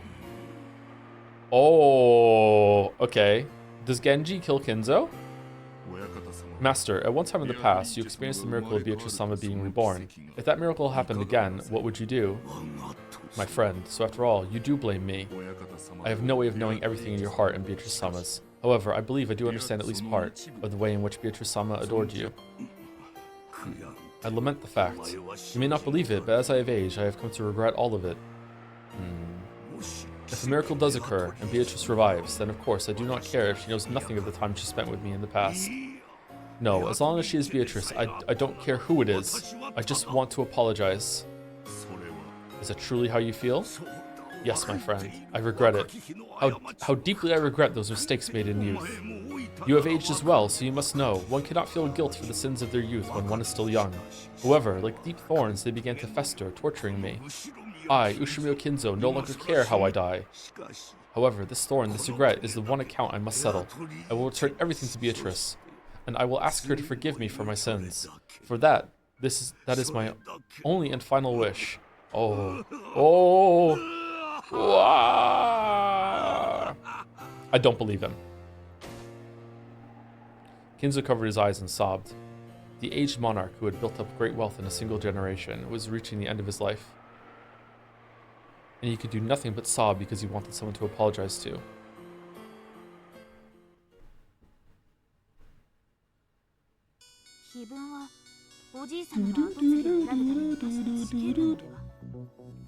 Thank you, Soundering, for the bits. Was busy for a bit, finally made it to a stream again. Just want to say, you announced the Final Fantasy VI streams about a week after I started playing it on a whim, and I thought we agreed you were going to stop being so parasocial. Like, this can't be a coincidence, considering our history.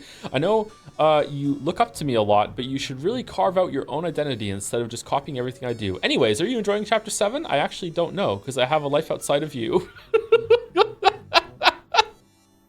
I am enjoying Chapter 7, yes, thank you. It's episode 7, pay attention. Thank you, DirtPlug22 for the resub. Odd name, thank you very much. 5-month resub, thank you. If I see Umineko merch at the anime con I'm going to, can I send you something, and for what character? I assume Beatrice because she's now your waifu. Right, weeb streamer, cackle. No, it's okay, Mayo, thank you for the offer though. Is there really Umineko merch? Can you take a picture of it? Because I would like to see the Umineko merch, but I don't need anything, thank you. Wasn't the epitaph a trial grandfather made me... Sorry, wasn't the epitaph a trial grandfather made to choose his successor? I thought that too at first, but it looks like the situation's a bit different. At this point in time, I also thought it was a trial. That it was a game for selecting the successor, which Ushirimiya Kinzo decided upon a whim.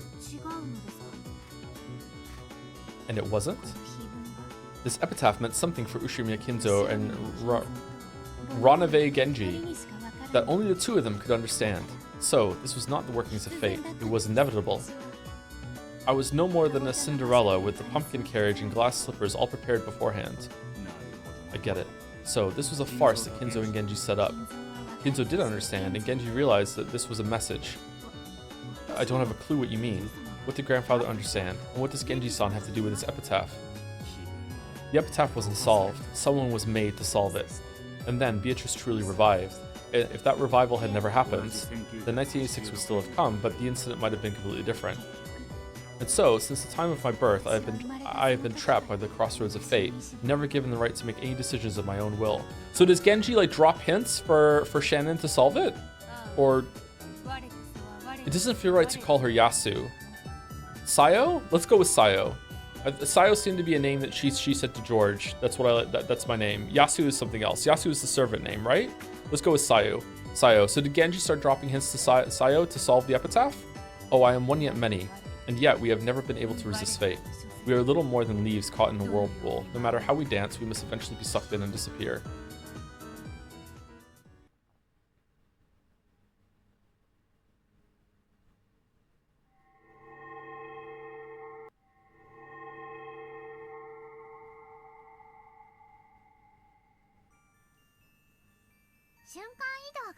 Gap's the one who specializes in instant movement.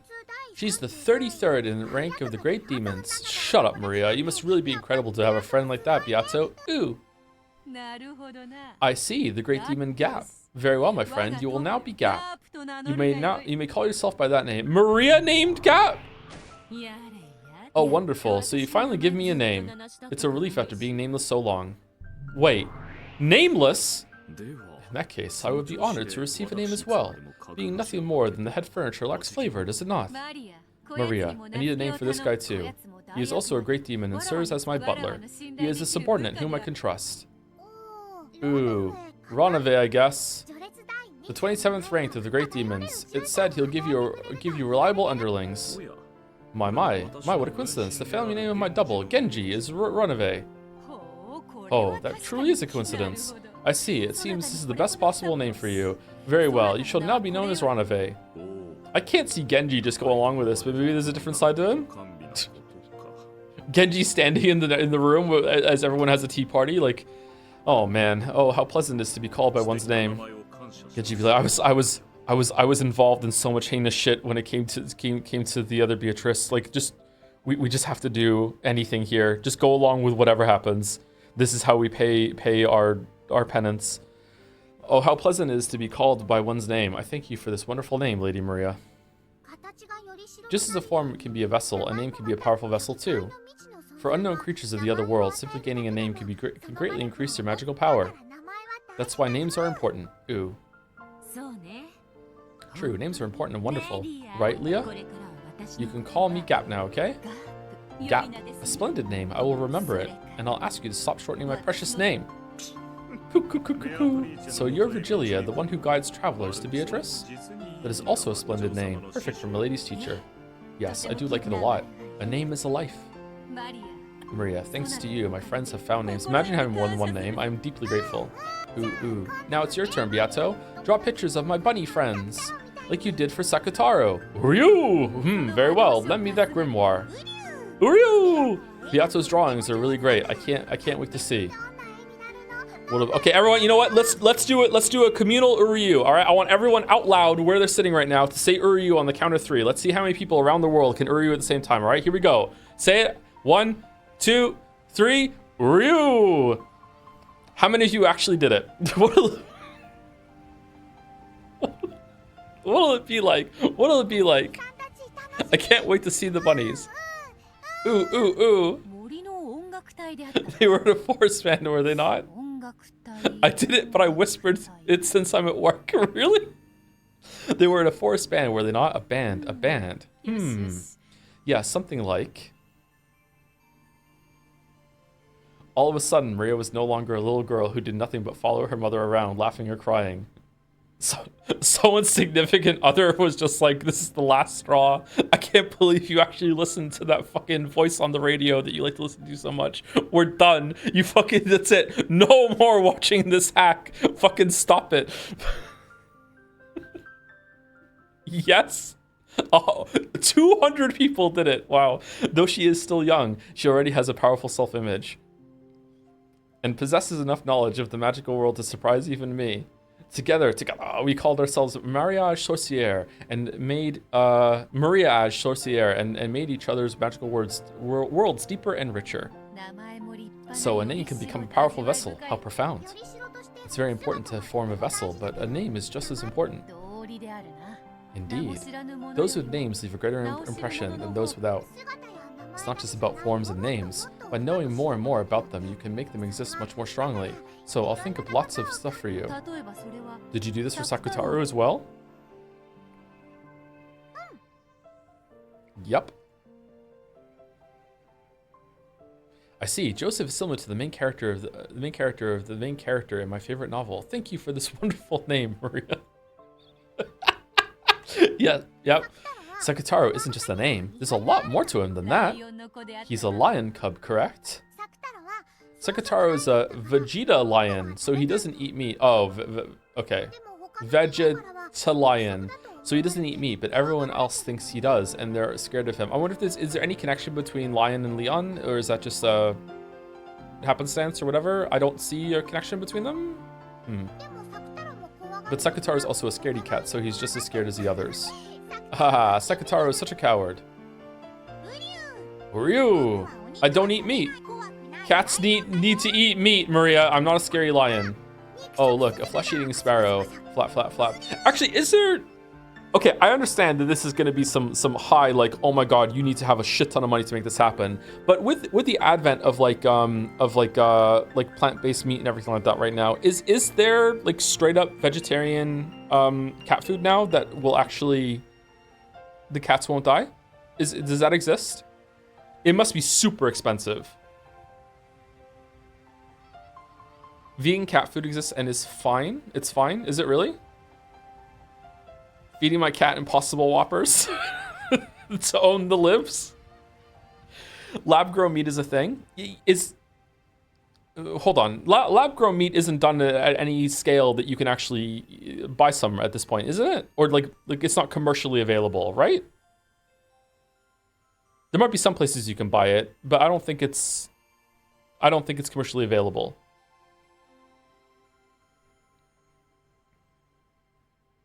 Is there a plant-based alternative meat like Impossible Burgers, Beyond Meat, or whatever that you can get for pets right now?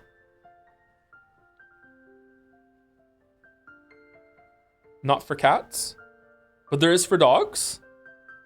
Dogs eat less meat than cats. It's not. It's a thing. It is not healthy for cats. Yeah, that's why I'm asking. Like, does there exist? I guess the answer is no. Does there exist a food for cats and dogs right now that is completely meatless, that is healthy for them, that isn't like a detriment to their health? I'm guessing no. Dogs are omnivores? Are they? I know dogs are omnivores. Cats are not omnivores at all. Cats are purely carnivorous compared to dogs. There's nothing. Hold on, isn't it? There must be.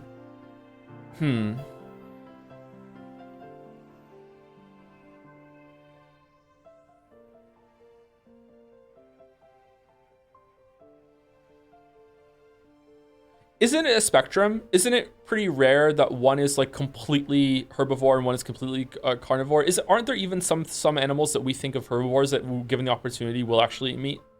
Isn't that true?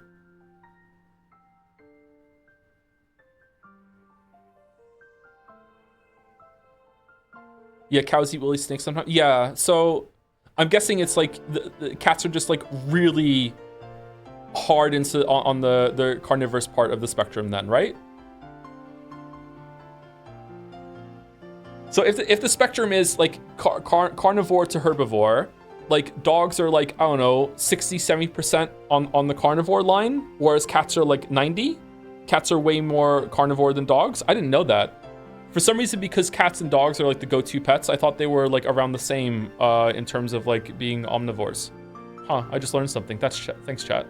Cats will die without meat, and there's currently no like healthy meatless alternative to replace that for cats. Okay.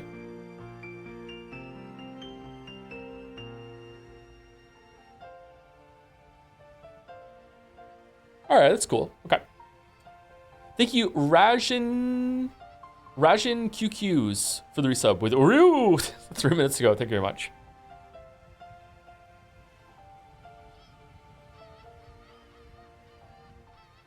Ryu, sparrows are scary. Whoosh. Wah, sparrows don't eat meat. Sakutaro's a coward, so he thinks they do. Did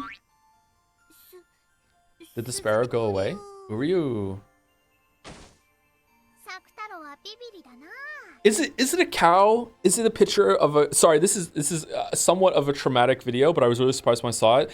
Is there a cow? Is it a cow or a horse that there's a video of it where like it just leans over the barn door and sees like a chick following behind a chicken and just fucking just inhales it and it's done. I remember when I saw that I was like, wait, what the fuck? I didn't know that they ate meat like that. Was it a horse? Yeah, it was a horse. Okay, yeah, it was a horse then. I was like, holy fuck! Like I didn't know they would do that. Maybe someone will show it on Jad's, but I will like warning, like it's a horse just straight up eating a chick. Like it's done. Yeah. You're such a scaredy cat, Sakutaro. If you keep this up, Sakusuke and Sakukichi will start making fun of you again, right? Uryu, I'm not a scaredy cat. Ah, the sparrow's back. Flap, flap, flap. No, I'll be eaten.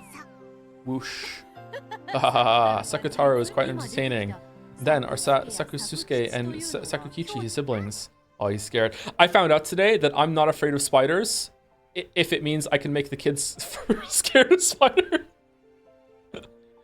There was a spider, and I just picked it up, put it in my hand, and just like put it in front of them, had it run over my hand, had it dangling like a yo-yo for a while, and I was like, look, the spider, and they were like, ah! I was just letting it run over my fingers, I was like, yeah, and they were like, how are you not scared of it? I'm like, I don't know, like...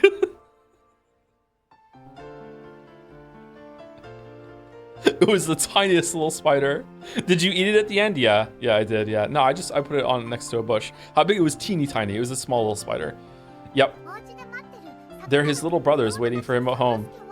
Sakususuke is a lot more reliable than Sakutaro, and Sakukichi is so skillful he can do anything. They're all really good friends. They all play together on my bed. Your bed must be covered with lions. Lions. Yep. So I call my bed Lion Land. But there's lots of other animals too. Ooh, Ryu. Lion Land, is it? Sounds like fun. By interacting together, all of Maria's friends can reinforce their own existence. It's a magnificent world. I guess that means we should work on deepening our relationship as well. By strengthening our bonds, our existence and magical power will grow stronger and stronger. Let's expand our world more and more. From what I've heard, Maria's world has far more than just Sakutaro and the bunnies. I think I've been conditioned to check out a little bit whenever they're in the magical land and Maria's talking. Sorry. I'm not being very respectful of the story right now. Oh, I'm sure it's important, it's interesting, but just like they're just ripping off this Maria Ash Sorcière, and I'm like, okay, we can't let her beat us. My, in that case, shall we find more minions for ourselves? It's no fun with just the gold butterflies. After all, they cannot speak. I'd like some chatty minions who can talk, jump around, and fight with each other. True, of course it'll be better to spice things up around here. Here, in Maria Sorcière, we have learned how to expand our worlds and create new minions. By now, you may create new minions as often as your imagination allows. Milady, what about those? Could you make vessels of those dark tools you found when cleaning out Goldsmith's storage room? Oh! Oh, perfect. Minions created from dark-looking vessels like that will surely be fitting for me. There will be more and more of us, and it will get very lively here. Ooh, we'll get more and more new friends. Those are the stakes, and I think, was it confirmed or was it hinted at that Kinzo bought them thinking they were all the cult shit from America, but it turns out they were fakes or replicas from New York or something, and they're only like a couple decades old or something? I can't remember. That's my magic, and Beato can take my friends and give them a form. You can make them grow. You create them, and I grow them. Indeed. That's Maria As Sorcière for you. Still, bunny ears are pretty hard. It might take some time before the bunnies manifest themselves. Be sure you make them cute. But of course, this is where I get to show my skill. Create a creature, give it a name, give it a form. Doing that is no different from giving birth to new life. Oh man, all the chans, that's terrifying. When a human gives birth to a child, they give it a form, give it a name to identify it by, and deepen its character by raising it in the world. Maria As Sorcière is doing exactly the same thing. In our world, we can create whatever creatures we think of, give them forms, give them names, and make them friends we can interact with. We were engrossed with our game in this world called Maria As Sorcière. Why is it so hard for me to say? At least Maria was engrossed. She would badger me to play this game every time she came, and of course, I was too. However, when Maria started happily writing something and I just sat there for a while, I must admit that I sighed and looked up at the sky, making sure she didn't notice. It's fun to increase the numbers of our minions. They make things lively, so I do not tire of it. I may have tired of my minions alone, but even that problem goes away when I can interact with Maria's as well. It takes two people to create a universe. I now have that second person, so I am satisfied. How do you feel about the apparent absence of Battler and Erica in this episode? I kind of miss them, to be fair. You're lumping Battler and Erica together. I do miss Battler, but I understand why this episode is different, and it makes sense. I think I'm satisfied. And yet, one little part of me is not. It truly is a tiny part. After all, it's so much fun playing with Maria that time seems to fly on by. I miss Battler. But even so, when I look up at the sky, during those short moments, I feel an empty feeling I can't describe. I know. My universe is not complete. My apologies to Maria, but she is not the second person I want to create a universe with. No matter how much I nurture my world with her, the roots of love in my heart leave gaps. 4 years have already passed since that day. He left saying he'd come for me riding a white horse, and I was the only one without a letter. And he even said that he probably wouldn't be returning to Rikenjima. Is this love? I always believed that love was so much sweeter, so much more intoxicating. But now, I don't know anymore. Though I long for him so much it's maddening, I can sometimes feel hatred underneath. However, even that hatred is wrapped into adoration. Love fucking sucks sometimes, actually. Yeah, the roots of love have remained in the corners of my heart all this time. At some point, I gave up hoping the Battler would return. However, the roots of love stayed right where they were. In other words, Sumari, even 4 years later, I still believe. He will come back someday. The flower of my love is curled up and withered as though against the winter cold. However, the root is still alive, and it is always, always waiting for him to return, waiting for a chance to bloom beautifully again. I'm grateful to Maria. Maria Associer has eased the burden on my heart so much. If we hadn't met like this, I may have withered away along with that root. Even this incomplete universe is necessary for me to remain alive now. I must live on until I create my complete universe. Until that day, I will not be complete. Though I have a form and a name, no matter how deep my world grows, I will not be complete. Man, she's just living for these days of the conference, huh?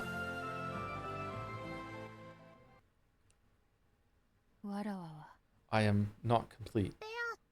Beato? I accidentally muttered what I had been thinking and shattered our, delusion. Maria stopped talking to Sakutaru. I regretted that my slip of the tongue had ruined this fun time, but there was a long silence before I could smooth it over. I'd laughed, but it probably sounded hollow. Maria, not knowing why my face had suddenly changed like this, looked taken aback. Though my minions will each deepen this world and their own existences, becoming full, I alone will never be complete. I know why I will not be complete. It's because you don't have enough magical power. Maria answered instantly. Beatrice has lost her magical power and is unable to regain the strength she once had. That's how the story goes, so Maria's answer was correct. That's right. I may be incomplete because I have lost my magical power. In that case, if my power becomes complete and I revive in the truest sense, will my world become complete as well? Does that mean that the person I want to nourish the universe with will come back? If, as I claim, I really was able to control miracles at will in the past with my magic, then if I succeed in reviving, would that miracle definitely occur? If such a thing were possible, I'd want true magical power to use for my resurrection. That's right. It's because I do not possess enough magical power. Poor Beato. It must be pretty inconvenient with your magical power still weak. I want to get it back, quickly. My old power. I guess you'll have to do that then. What do you mean by that? The ceremony of resurrection. The ceremony of the portrait's epitaph. If you read that epitaph literally, it does sound like a witch's resurrection ceremony, because Kinzo wrote it that way for no fucking reason. To Maria, who believes in witches, the epitaph must be a ceremony in itself. Unlike the other family members, it seems that she's not very interested in the location of the hidden gold. If that epitaph's riddle is solved, one might learn the location where Kinzo hid all the gold I once gave him. That's the gold you created with magic, right? Indeed. A crystallization of the great magic I possessed in those days. Delivered via submarine. In that case, if you get that gold back, your magical power will go back to normal. Perhaps. It will, ooh. It's got to be a resurrection ceremony. I'll help, so let's solve it together. Then you'll revive. And when you do, you'll take me to your golden land. How is there another episode? What the fuck happens?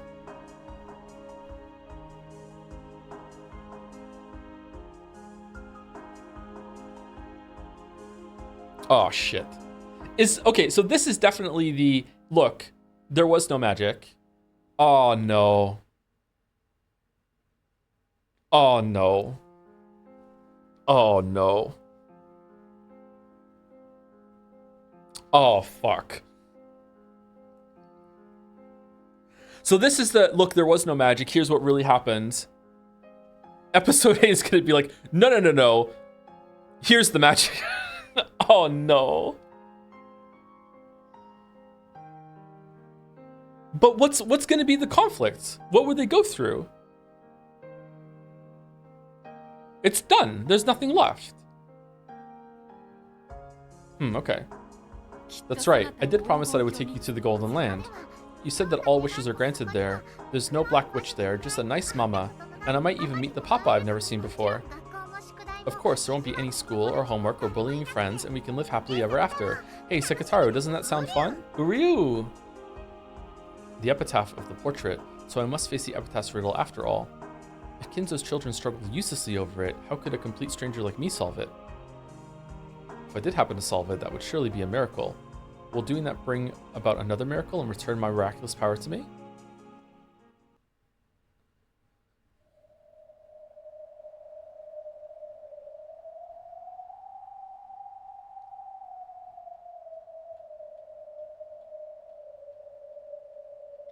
Behold the sweet fish river running through my beloved hometown. You who seek the golden land, follow its path downstream in search of the key. So, am I to travel down a river in Kinzo's homeland in search of a key? As you travel down the river, you will see a village. In that village, look for the shore the two will tell you of. There sleeps the key to the golden land. There may be villages if you go down a river, but what is the shore the two will tell you of? The one who obtains the key must then travel to the golden land in accordance with these rules. So, those who do not have the key need not need the rest. I do not understand it, but that's how this riddle is. It's practically unsolvable, so solving it would be a miracle. That much makes sense. I felt a stabbing pain in my body. The anti-magic toxin had burned my skin. Some human is probably approaching. I erased my form. It's Genji. It's Genji for sure. It's Genji. Genji. Multiple sets of footsteps approached. Yeah, it was Genji, Shannon, and Cannon too. Qua? It seems everyone is engrossed with solving the epitaph's riddle. Yes. I hear that even some of the servants have copied it down and taken it home with them. If you solve this riddle, will you really find 10 tons of gold? Indeed. There can be no doubt of that. I don't understand. The puzzle may be a tough one, but why is the master showing the location of his precious gold in a place where everyone can see? That is the master's magic, and also a bet. The master believes that the one who solves this difficult riddle will contain Beatrice-sama's soul within them. Also, for no reason, the master's hometown is... That's a strange bet. That's a strange bet. Magic? Humph. Looks like he's taken his occult fanaticism as far as it could possibly go. Shh. You shouldn't say that. All are allowed to try and solve the epitaph's riddle. Of course, the servants are no exceptions. Will you try to solve it? No. I could never solve such a hard riddle. And anyway... And? Even if I had 10 tons of gold, I can't think of anything in particular I'd want to use it for. I'd be more than happy if these peaceful days continued forever. Looks like you and George-sama have been pretty close these days. I just hope being distracted doesn't make you even more of a klutz. That won't happen. With a backward glance at this conversation, Genji walked up to the portrait and looked up at the witch. When they saw what Genji was doing, Shannon and Cannon immediately went silent. Genji, who was the head of the servants, and also the largest of them until Goda showed up, the closest in age to Kinzo, and the one whom Kinzo called a friend, probably understood Kinzo's heart better than anyone else. What did he think when he looked up at this portrait? Neither Shannon nor Cannon could tell. Behold the Sweetfish River running through my beloved hometown. Suddenly, Genji started reciting the epitaph. Shannon quickly nodded to show that she was listening, but it wasn't clear whether he was talking to her at all. Genji, his back still to them, continued. The master would not describe Odawara as his beloved hometown. I've heard that he lived far away, though I don't know where it was. Taiwan. Genji turned around and spoke that single word. Oh, is that so? I see, so that explains what Kraus-sama always used to say. Remember him talking about how the master liked areca nuts? Come to think of it, Kraus-sama said that those were a luxury item, like a tobacco that was popular in Taiwan. So that's why the master... In the half-century before the war, Taiwan was still under the rule of Japan. Many Japanese had moved there seeking a new frontier. Kinzo's family was a branch family of the Ushiramiyas. Apparently, they were only distantly related to the head family, so they were able to form a new life and a new future without being constrained by the head family in Odawara. Shannon and Cannon nodded their understanding, but they didn't know why Genji had suddenly broached the subject. So, there was a river with sweet fish in it in the master's hometown in Taiwan, and the key is there? Don't be so stupid. There has to be several rivers with sweet fish in the area. We don't know that for sure, right? I don't know where the master lived in Taiwan, but there might have been only one river there. If so, there must be a place. You're too optimistic. There's no way the riddle could be solved that easily. The master says his magical ceremony will gain more power if more people try to solve the riddle. You must try as well. Everyone has been given the same chance. Yes. As if we had a chance. This is pointless. Wait. Genji spun around. Shannon and Cannon hurried to follow after him. When his footsteps receded and silence returned, a gold butterfly flitted out from among the shadows.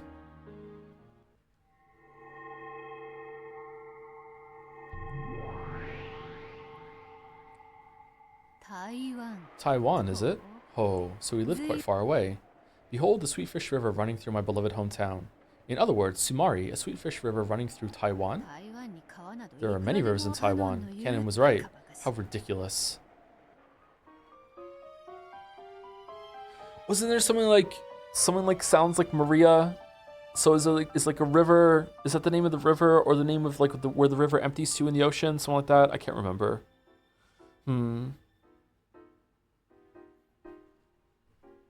Would that be translated on the map? However, the word Taiwan interests me. That taciturn Genji muttered it without anyone asking, so is it even possible that it means nothing? Clearly, Genji saying it has something to do with the epitaph's riddle. It's almost as though that was a hint for solving it. Though I do find it stupid. Very well, Genji. Why don't I play along with your farce for a while? Taiwan. I've traveled the world at times during these past 1,000 years, but I know nothing of the place. To counter my ignorance, I shall need a crystallization of knowledge. That which is smoothed out and pressed into many sheets. What is called a book. Where might I find a book about Taiwan? Kinzo study is the first place that comes to mind if one is looking for books. But that won't work. The trauma in that room prevents me from entering. So, the library, is it?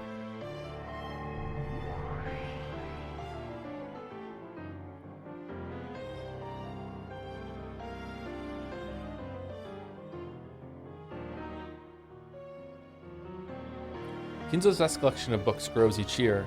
The books that don't fit in his study are stored in a book storage room that we usually call the library.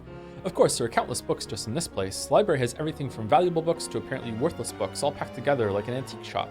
There was a golden glint in the keyhole of the library's door, and a gold butterfly flitted out.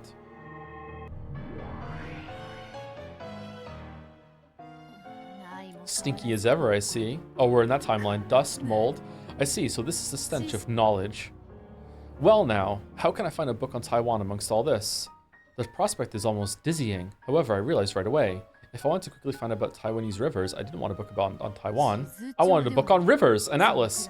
There must be one of those somewhere around here. Search, my butterfly minions. Find the book I seek in this dusty, noble graveyard of knowledge. Wahahaha. Wahahaha. A cloud of countless gold butterflies appeared at my feet.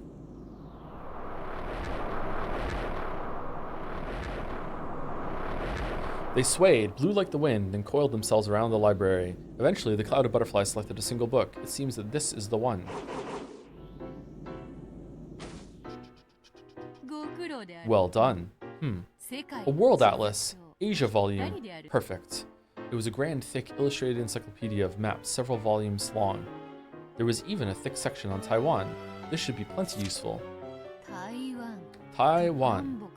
394 kilometers north to south, 144 kilometers east to west. An area of roughly 36,000 square kilometers. Oh, Taiwan's pretty small. Oh, that's pretty large. Okay, fuck me then, okay. By area, that's about the same size as Kyushu in Japan. This led Beato to a very natural question. Just where on this massive island did Kinzo live? Genji mentioned Taiwan, but that's all. How careless I've been. Beato had vaguely assumed that the riddle would be solved in a flash if she could just look at a map of Taiwan. However, Taiwan is no small place. Taiwan small, lives in Canada. Isn't Canada the second largest country in the world? However, Taiwan is no small place. Just which part of this large island did Kinzo call his beloved hometown? I kept looking through books in this dusty library, sometimes having to cough. And I was not happy with being stuck in a place like this. So largest city is Taipei? It says here the Japanese people used to live in a spot called Taisho. Taiso? Taisho? So is that where Kinzo lived? No, it's too early to be sure of that without proof. I feel like I've read that word before. I'll skip to the next part before I settle on anything more specific than just Taiwan itself. A sweet fish river running through the hometown. What's this? There are 129 rivers in Taiwan. Yeah, but it could be a street. It might not just be a river. Yeah, 129 rivers. And how many of those have sweet fish swimming in them? Just thinking about it is dizzying. Is there like a sweet fish street?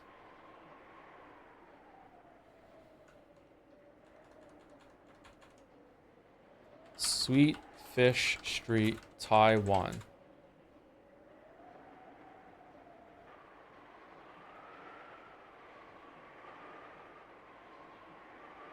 Shit.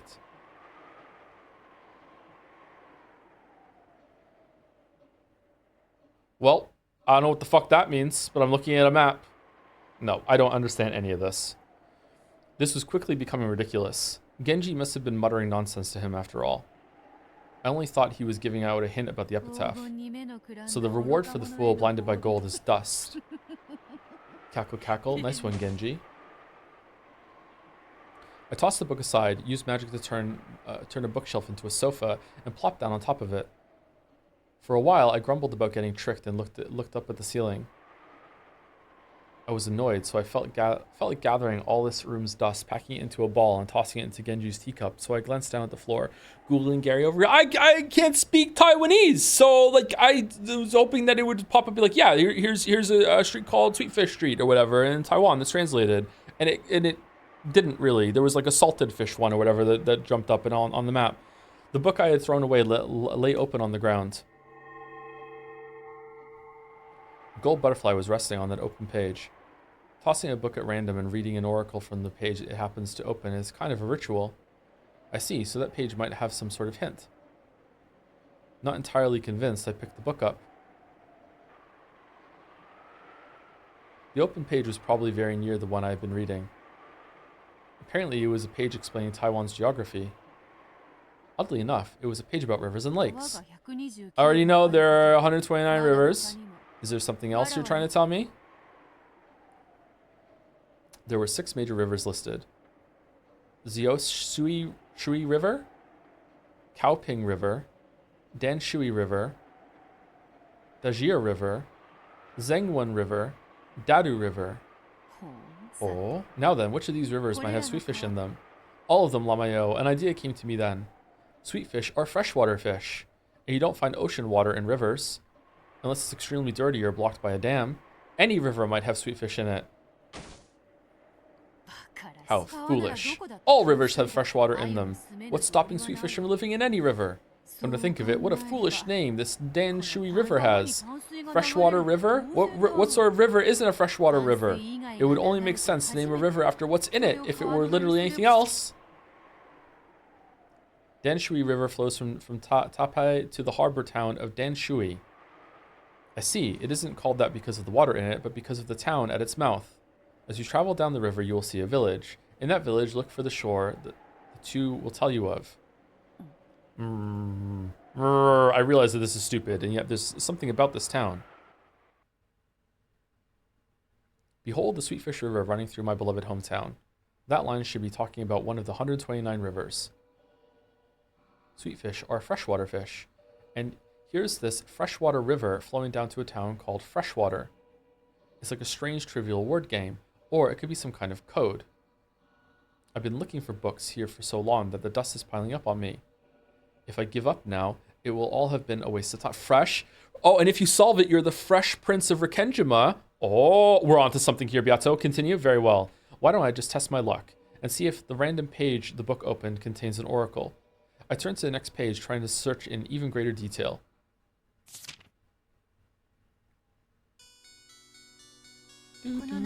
To me, solving this riddle was like a game, one that all the servants were engrossed in. I was just trying to be one of that group. For quite some time, I had suffered from a lack of books I could find particularly absorbing, and I was very bored, so I took the book back with me to my own room and looked through it every night. There's a hint for the epitaph's riddle in an atlas.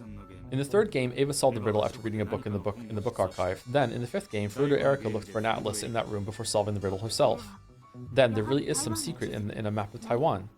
I believe that the Sweetfish River part was a code for Danshui River. Every day, I researched the surrounding geography in detail. Of course, I also looked up several small streams that might have sweetfish in them. However, that didn't get me anywhere. According to some information from a previous game, we aren't looking for an actual river, but it is something that flows. That's how Ava interpreted it. So it isn't a river? Correct. In the end, Danshui River had nothing to do with it. However, now I think about it, it must have been an oracle after all. The river itself was unrelated, but it was still a great hint. The river was unrelated, but it was still a hint? Oh. Calm down and think. Think of something that flows, but isn't a river. Hiss. So something other than water that flows. What can you think of? Try and think outside the box. Will, I'm tired of all this puzzle solving. Stop being annoying and give us the answer. You solved the epitaph, right? Probably. Something other than water that flows. Something? Methods of transportation? Like a road or a highway? or train. Correct. It took me so long to realize that the Sweetfish River did not refer to water itself. That's right. It was something other than a river with the name Dansui. Something that both people and things slow up and down. It's a trade network, and it's like a trade route, and that route carries Sweetfish on it for sale up and down. You mean? That's it. Railroads. The Dansui Line. It's a railway that goes from Taipei to Dansui Harbor. It was constructed in 1901 while Taiwan was still under Japanese rule. Afterwards, the number of stations continued to grow, and it became a major artery into Taipei, whatever. This railroad was used after the war as well, and is still in common use as the Dansui Line of the Taipei Rapid Transit System. Its route begins at Taipei Station and continues on until the town of Danshui. Taipei Station, Chang'an, Tai Shogai. Station. Okay.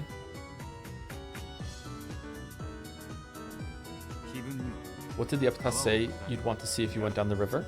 A village. There's only one station on the Danshui line with Sato, the character for village, in its name, and it's the Sato Station. Old name station.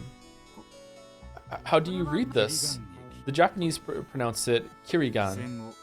Its name was changed to Sekihai Station after the war, but when Kinzo lived there, it was Kirigan Station. As you travel down the river, you will see a village, In that village, look for the shore the two of you will tell you of. Giggle. Sato isn't the only one, you can also see Akishi, the character for shore. In the end, it took me quite a long time to work out that this station was the one referred to as the character for village and the character for shore. How the fuck am I supposed to do? What? I don't know this shit. I only speak one language and barely at that. It felt like a kid's riddle playing with letters. The first character in Kirigan has a fucking box with legs, the character for mouth. And the sign with slanted legs, kneeling, the other half for that first character means the word that, right? That village shore. The mouth is telling of it. Ah, but I don't get what the two means. The three characters for Kirigan can be split into a mouth, a village, and a shore. What that mouth do? Those are all words that appear in the epitaph. Are they? In that village, look for the shore, and the two will tell you of. You can read it as a code for the name of the station. However, I don't understand the part about the two. I was also stuck on that part. However, by then I was very confident that this station was what the epitaph referred to. If the station was once known by a different name, then could some local spot also have had its name changed? That's right. Kirigan Station was named after a nearby location after all, and though the name of that area was also Kirigan, it's written differently.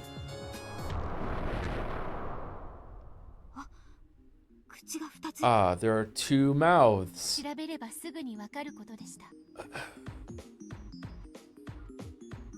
Okay, fuck off. It didn't take much investigation before it was clear.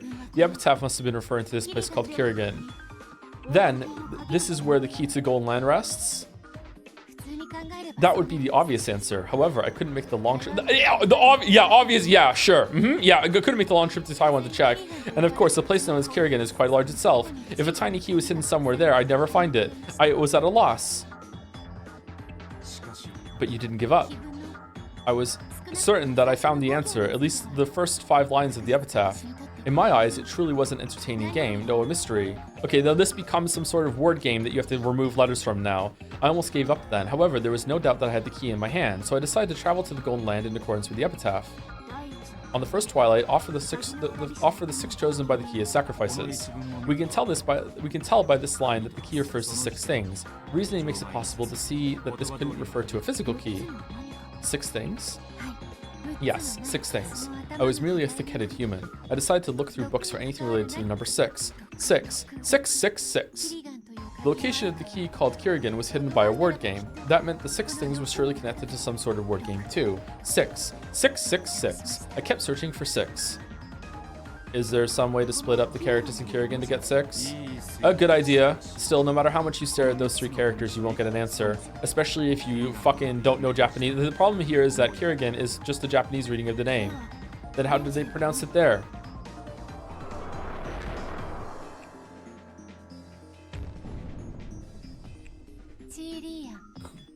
Quillian.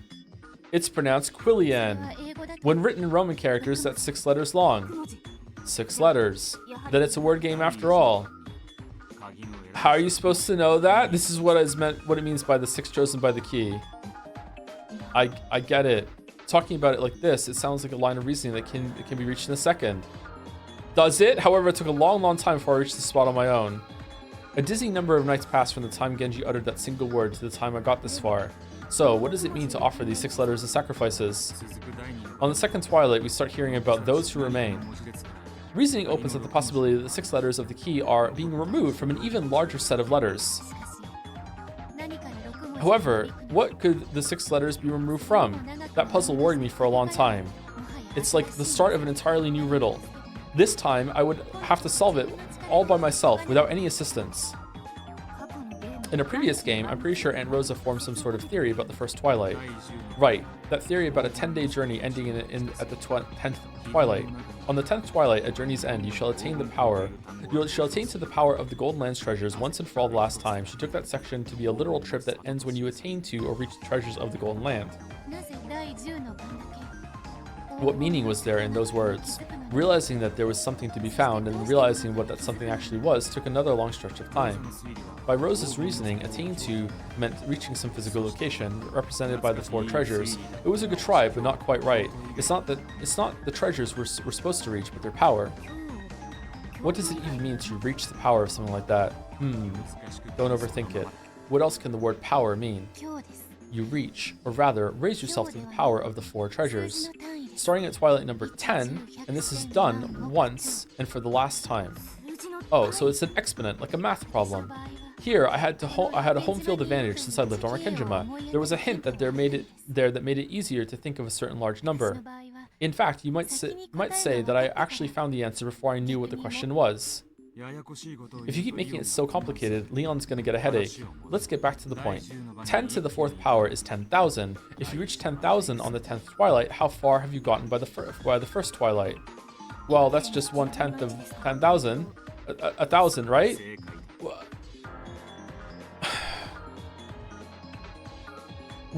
Right, but while that gives us a single word, it has nowhere near enough letters and it doesn't match the key at all. However, the end of the line says, you will attain to the power once and for the last time. If we interpreted that as raising 10 to the 4th power once, then doing the same thing one final time, we end up with 10 quadrillion. That's 10 quadrillion at the 10th twilight, or quadrillion at the first twilight. As Battler guessed in the 5th game, it has 11 letters. Or should I say, as you guessed, Giggle. So the word is quadrillion, and you've taken letters out of it to make Quillian. Strangely enough, both words begin with Q. I felt that this just had to be right. Leon took a notepad from a pocket and spelled out quadrillion to Quillian. The 2 words even look similar at a glance. That's right. It's true that the 6 letters chosen by the key are right there inside quadrillion. So what happens if we take them out?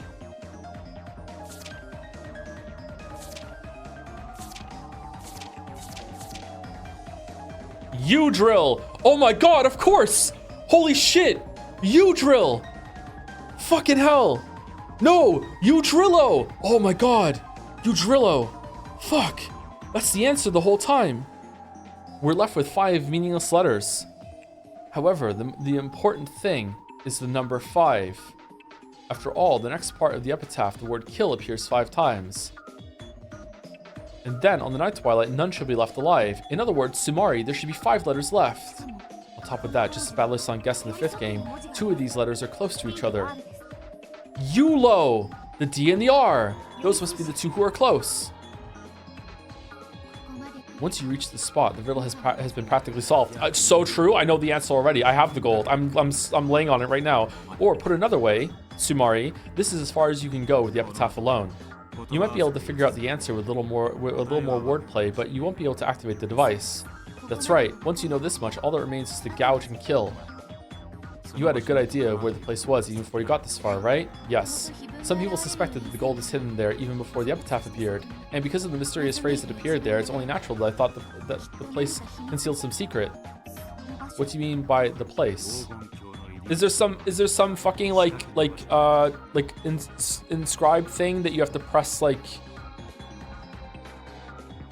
U, then L, then O? The place with the device that opens the door to the Golden Land. A quick-witted person should be able to figure out where the first twilight is by now. Huh? I thought the first twilight was quadrillion, not a place. It's the place where quadrillion was written. You should know it. Or you blindly follow Kinzo's orders and never go near it?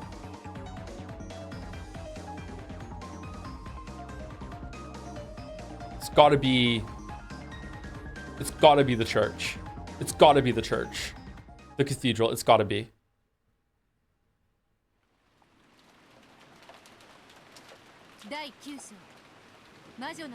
Okay, well that puzzle was bullshit. Do do do do do do do do do do do do do. Dr. Jones, if I finally can get through. I see you have finally gouged the head and killed Dr. Jones. Unfortunately, I have been here long before you. I have prepared this special Rekinjima themed scandal to see if you are worthy of the... Oh, fucking, I'm losing the accent a lot. Anyway, thank you very much before we go on break to Mr. Yura. No. Big Pat, thank you, Big Pat, for the resub. 12 months, a year resub. Thank you very much, Big Pat. I have sub anniversary, but nothing funny to say. Has replaying Chrono Trigger made you realize that Persona 3 is better? No, unfortunately not. Sorry. Thank you, Mr. Yura, for the bits. My favorite theory is that that's the true reason Noxus 5th was excluded. What is this referring to, sorry? The epitaph?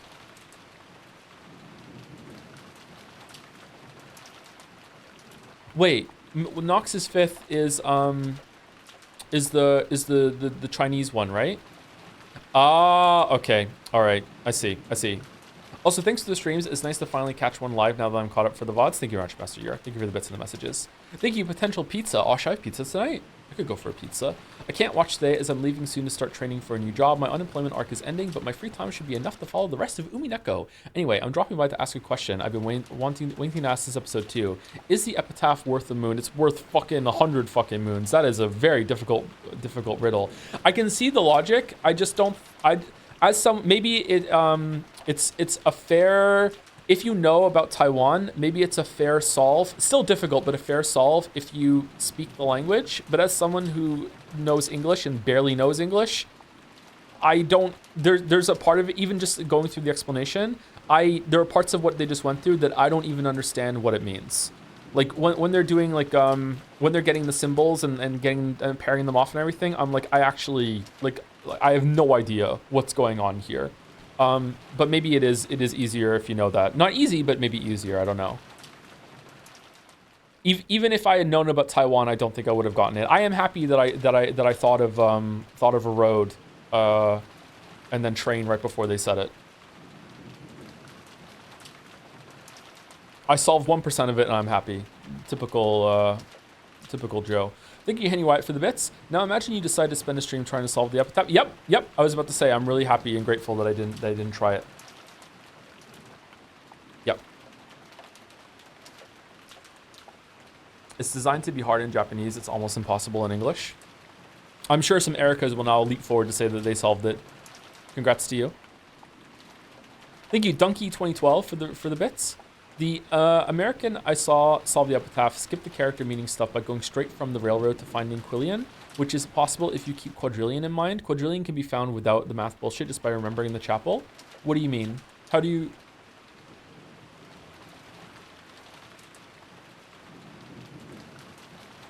Oh shit, wasn't there a line? Was it quadrillion? Wasn't there like a big line or something? Like there's a big chance of her resurrecting or something. There's an inscription on the thing. Oh shit. Huh. Okay, that's a really big recall though. I guess if you're really in tune with Kinzo's bullshit and thinking that and knowing for sure that it's somewhere around there, I guess you can go through it and be sure. I wonder if you find that again while you're going through it. Getting from Quillian to Quadrillion though, Quillian presents as like a place. Well, it is a place there. I wouldn't jump from Quadrillion. Maybe if I'd saw it at the right time, maybe. Huh. I don't know. That's a big leap.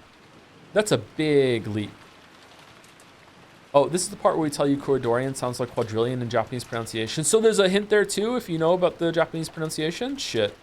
thing about the riddle is that it had to entertain thousands of internet Sherlocks for years until the answer is revealed. So yeah, it's kind of bullshit by design. Did anyone solve it beforehand? I guess some people did solve it. I guess. Huh. Thank you, Huli Godot, for the bits as well. When they revealed it was something in Taiwan, I put down the game, opened the map, and started looking around to solve it. I found a specific river that was the only river where a breed of salmon existed, and looked at small villages for 2 hours before giving up and realizing I was completely off the mark. I'm sorry. That's a fun kind of experience, though. Yeah. This kind of thing is why I stopped playing Blueprints, by the way, because I felt like it was veering into that territory. And don't get me wrong, I think it's really cool, and I think it's really awesome that Blueprints really does get really fucking crazy with what it demands of you, and it has a story reason for demanding it of you. But my God, I was like, I don't want to. I don't want to, man. I don't want to. Anyway, be back in about 5-10 minutes. I'm gonna go see if I can make a tea or get a drink, use the bathroom, and then we'll do the dolls when I get back.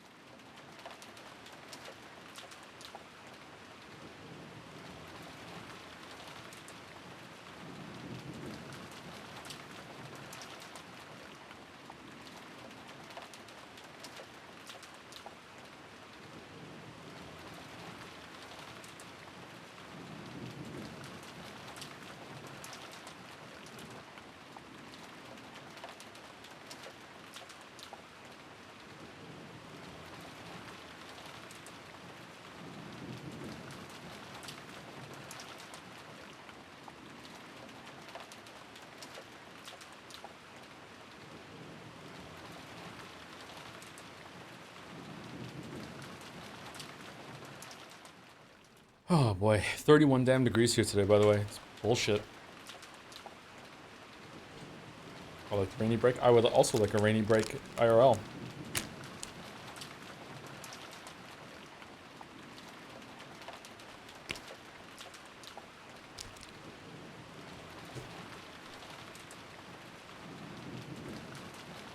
Okay, let's mute game capture. Because we're gonna do the dolls and we're gonna do Bandle, I think.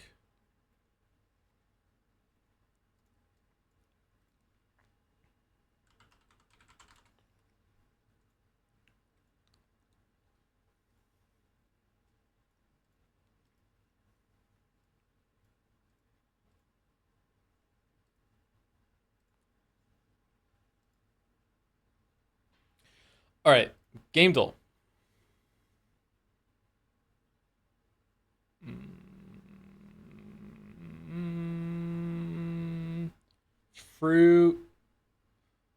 Fruit being bundled up? Fruit man? Fruit man. Fruit ninja. It's fruit ninja. Nope. Oh, it's Katamari?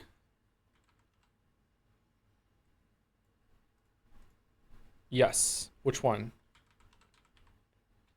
Katamari Forever. Nope. Katamari Zero. We love Katamari. Nope. Katamari, I forget which ones I've done now. Beautiful Katamari, fucking hell. It's reroll. Katamari Damacy reroll. Hooray! It's weird. No one ever has asked me to stream this game before. I would happily do it if there was an audience for it, but apparently they don't want. No one wants me to. Uh, Never have experienced a game so unique that it redefines my expectations. Like this one. A wonderful game. Game Source Monthly, September 1997. Revives a lost gaming genre and takes it to new heights. One of the deepest, most involving and most cleverly redesigned games ever released on the PlayStation.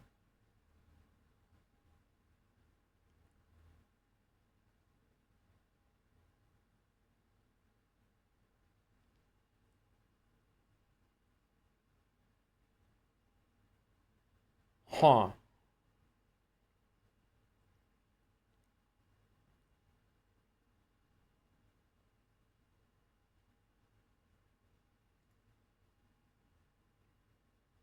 I mean, this kind of looks like the Soul Reaver guy to me, but I don't think this background would be there.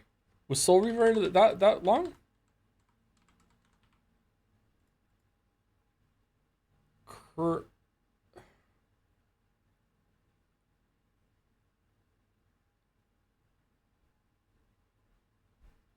Killer graphics and it's about a story.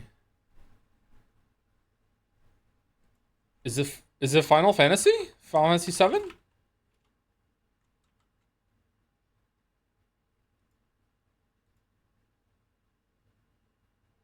Abe's Odyssey? No. What the fuck?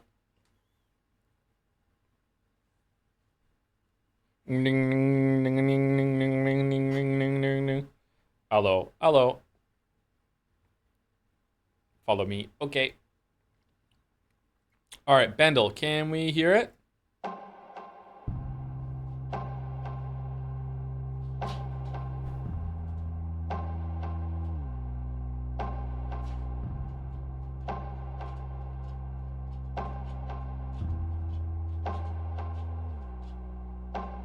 It sounds like Believer. Sounds like Believer by Imagine Dragons. And if it isn't, it'll just be really funny. It's not.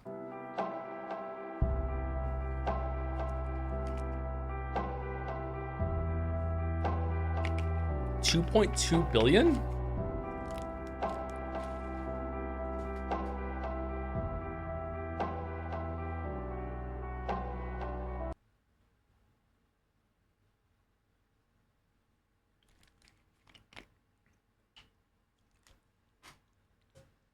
Hold on. 2018, I was... How old was I in 2018, chat? What year is it? It's 7 years ago, right? I was 32. 32.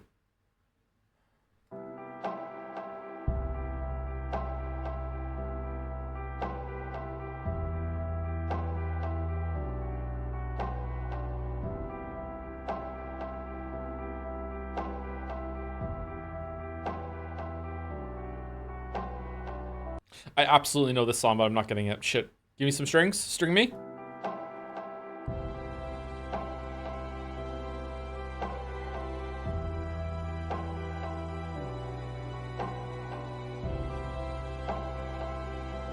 Aw, is it 21 Pilots? It's not, is it? I will be fucking mad if it's 21 Pilots and I don't get it. What is it?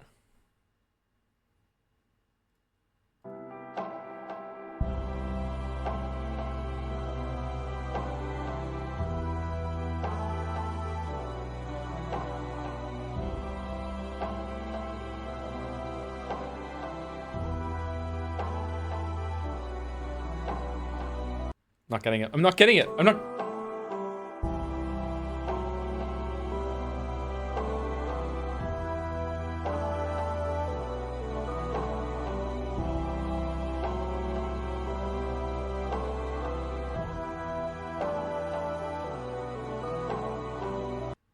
Fuck.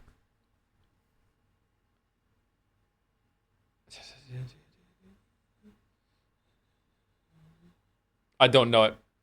I can't get it. Charming, delightful. I know the song, but I haven't got it. Fuck. Oh, man.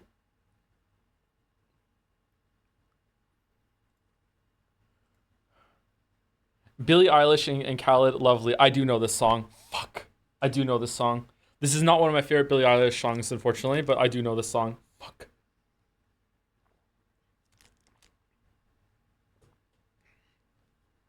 Shit.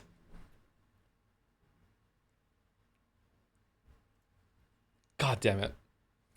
Let me shock the hell out of you. That was still better than the ending of the first game. That was still better than the ending of the first game. The ending of the first game is ridiculous.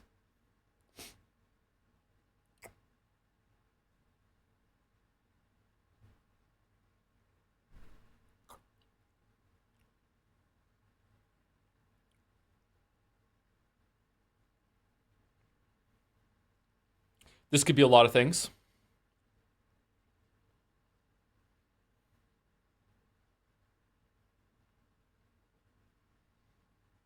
Danganronpa. Chaz saying Danganronpa. Let's go Danganronpa. Is it 3 or 2?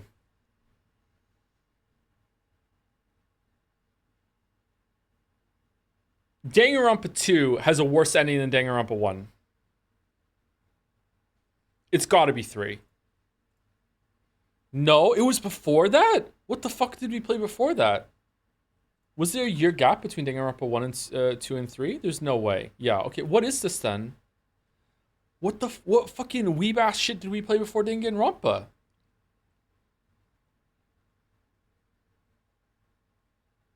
God of War? And it's not God of War. Evil Within? Evil Within 2? Maybe it's Evil Within 2? Oh, wow. What a pull. Okay, so if you guys weren't here for the first game or you haven't played the first game, let me just shock the hell out of you. That was still better than the ending of the first game. That was still better than the ending of the first game. I actually don't sound that baby there. What the fuck? Alright. Not bad for a dead guy, huh? Dark Souls. Fantastic game. Lets me fulfill the fantasy of being a speedrunner despite not having the skill or time to be one.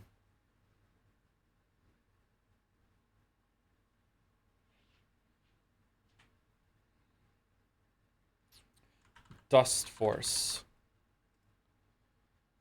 Finally, a game tailor-made for many people like me. 3.4 hours on record. Aw, chat's saying neon. Is it neon white? Wow, it was! Would I have gotten this? Maybe on that one. CSGO surfing. All right. Dog Shite. Neon White's a really good game. Can we choose it? Yes, we scrant. Holy fuck. Bavette steak and potato with potatoes and garlic. Food included with ticket. 80. Okay, people are not. That potatoes look really good. Right looks pretty good. Includes a pint. Fucking hell. Are people going to understand that right is free? Left. Okay.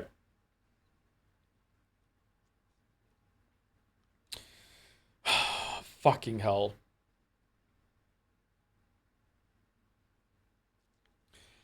Fucking hell.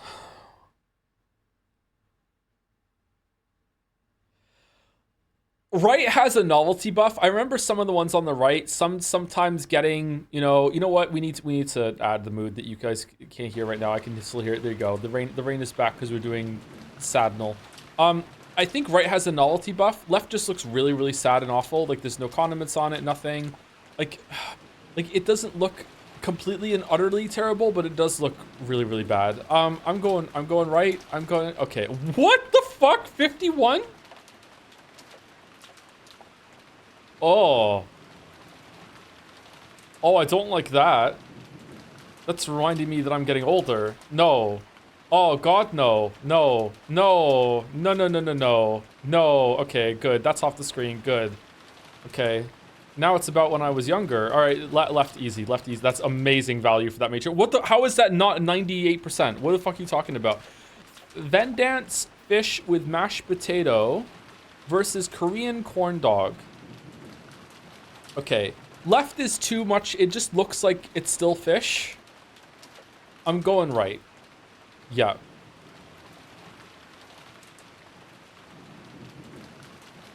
Coops. Deep fried mincemeat and onions. Is it meant to look like that? I have never seen that in my life. I'm going right. Okay.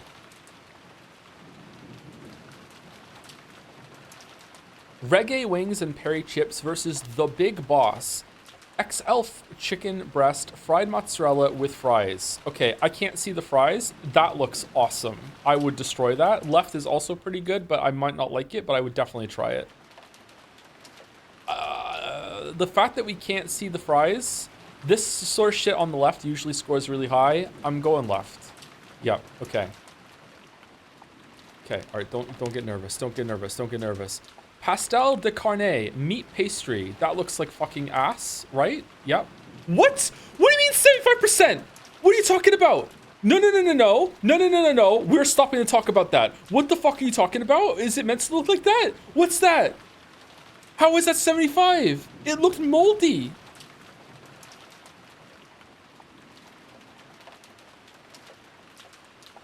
That looked fine. It's meant to look like that. Really? It looked good? Really? It didn't look good to me. I've never had that before. Is that what it's meant to look like? Sorry, I don't mean to be judgmental, but it doesn't look that great to me. It's just greasy? Really? Ugh, okay. There was meat inside? Usually there's meat inside like meat pastries like that. Yeah, the problem is not the meat. The problem is how it looked like above the meat. Okay, fish and chips for $9.50 versus sausage, pickle, and bread with a beer. That beer looks pretty good. You can almost reach out and like, you can feel the compression of that cup when you grab it and then lift it up and just like, yeah, refreshing. And you have like a cheeky little whatever to dip in. However, that fish looks like goated.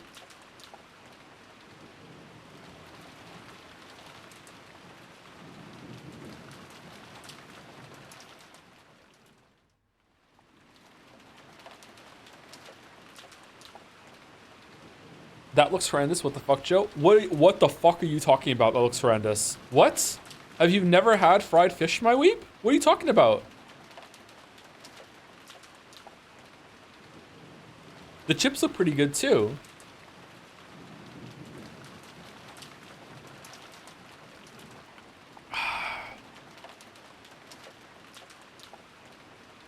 $5.50 for a pint is pretty expensive. You get a sausage with it,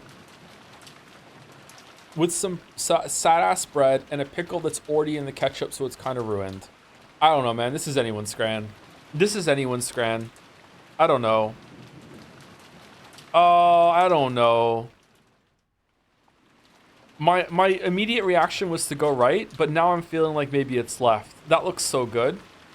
And it's below the 10 quid cutoff or where price starts to matter. I don't know, man.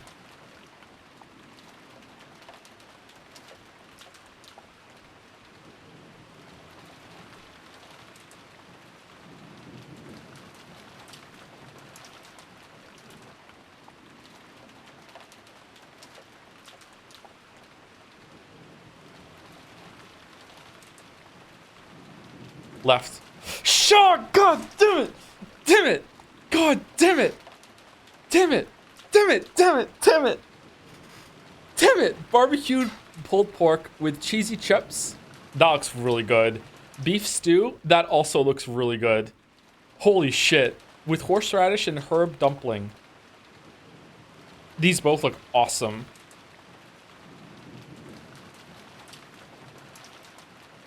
The cheese is weird to me. It kind of looks like Jupiter. Yeah, I know what you're talking about.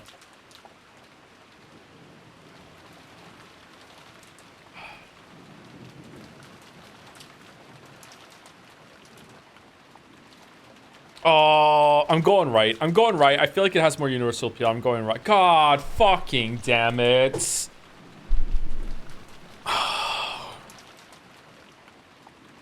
I'm sorry. God damn it, I'm sorry.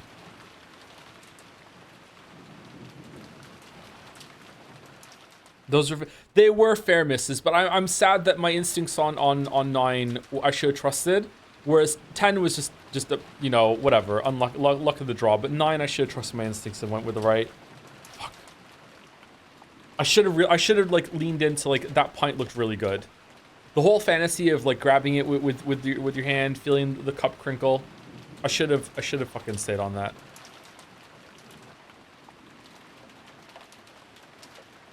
Really great acting to bring it back to the 10 club. It's not acting. I try a perfect scan every time. I'm mad.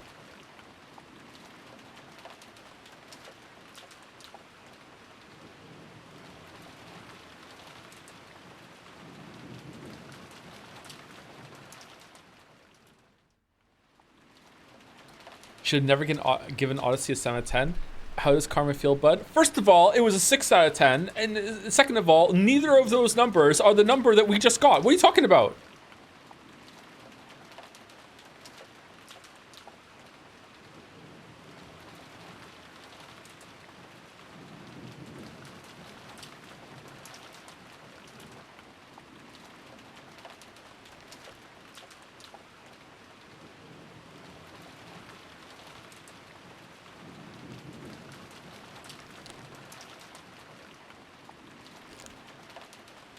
Sorry, I'm drinking some Gatorade. Thank you to Fedaleo 1995 for the resub. Unfortunately, I have to start to put away money for exiting life stuff, so this is the end of my sub, but we'll still lurk. Well, thank you very much for subbing while you did, Fedaleo. Thank you very much. 58 months. Thank you so much. Oh, sorry, 60 months. Ending on an even 10 number base. Thank you, Fedaleo. I wish you all the best with exiting life stuff. Thank you, Critical Woe, for the resub too. Your favorite episodes will be 1 and 7 since there's no Lambda Delta. That's true. There hasn't been any Lambda Delta. I would say this is where the answers arc truly begins because we're finally getting some answers. 5 and 6 were just more questions. Now we're getting lots of answers. Thank you, Serial X Uwu, for the resub. Love your streams, Toe. Keep it up. Thank you very much. Thank you, Serial X. Thank you, Kever Clorung. Another name I feel like I say way more than once a month. I'm sad I didn't catch the infamous George eating the letter scene live. Funny how Sayo's crash out in response is to go blonde and get blue contacts. Is she a Gyaru? Maybe. She evolved from a sweetfish, so maybe. Yeah, maybe. Leon's eye color is kind of weird, huh? If you had to pick one as your favorite, Burn or Lambda, I'd probably go with Lambda because Burn is crazy and Lambda does have some cheekiness sometimes, but I don't know. Thank you, All's End, for the resub. Hi, Joe. Happy to sub again. Really enjoying all the Umi streams so far. Have a great stream. Looking forward to the end of episode 7, main episode. Today or on Saturday, do you mean? Like the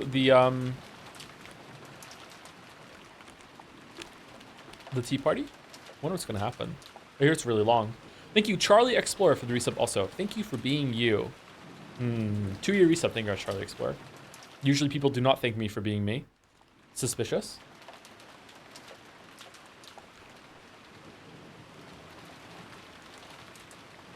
Quadrillion. There's only one place you'll find that word on Rekenjima. Gold butterflies flitted from shadow to shadow, dodging raindrops. Raindrops keep falling on my head. There's no way you're finishing episode 7 today. Wanna bet? Unless my memory is mistaken, this is probably the place. It was the chapel. The mysterious building, the one the oldest in Rekenjima, which was built at the same time as the mansion.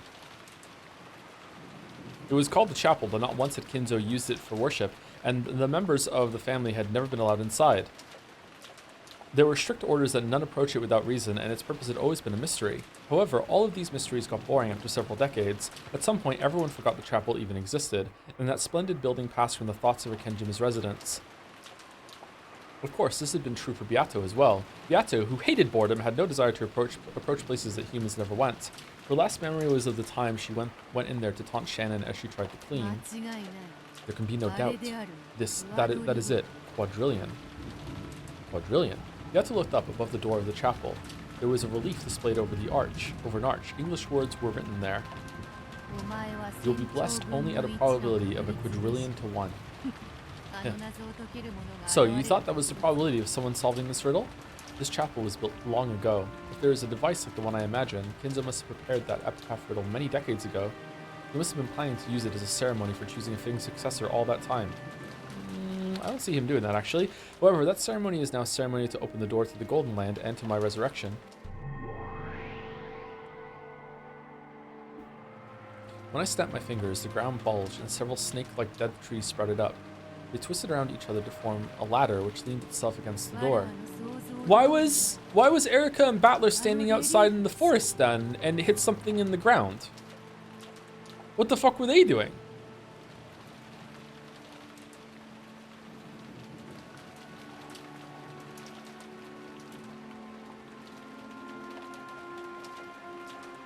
My guess was right, there's some sort of device in that relief. I slowly climbed the ladder. Because of the size of the door, the relief was very high up. This close up, it looks much bigger than it did from the ground.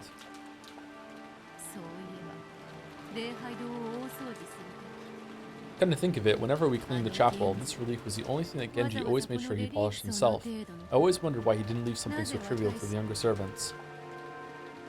I thought it strange, but nothing more. The master treasured this relief, so the head servant cared for it himself. I always accepted that excuse. But now I understand. There must be something in this relief. And Genji polished it himself to make sure that no one else accidentally found out. So, am I to sacrifice the 6 letters chosen by the key from Quadrillion?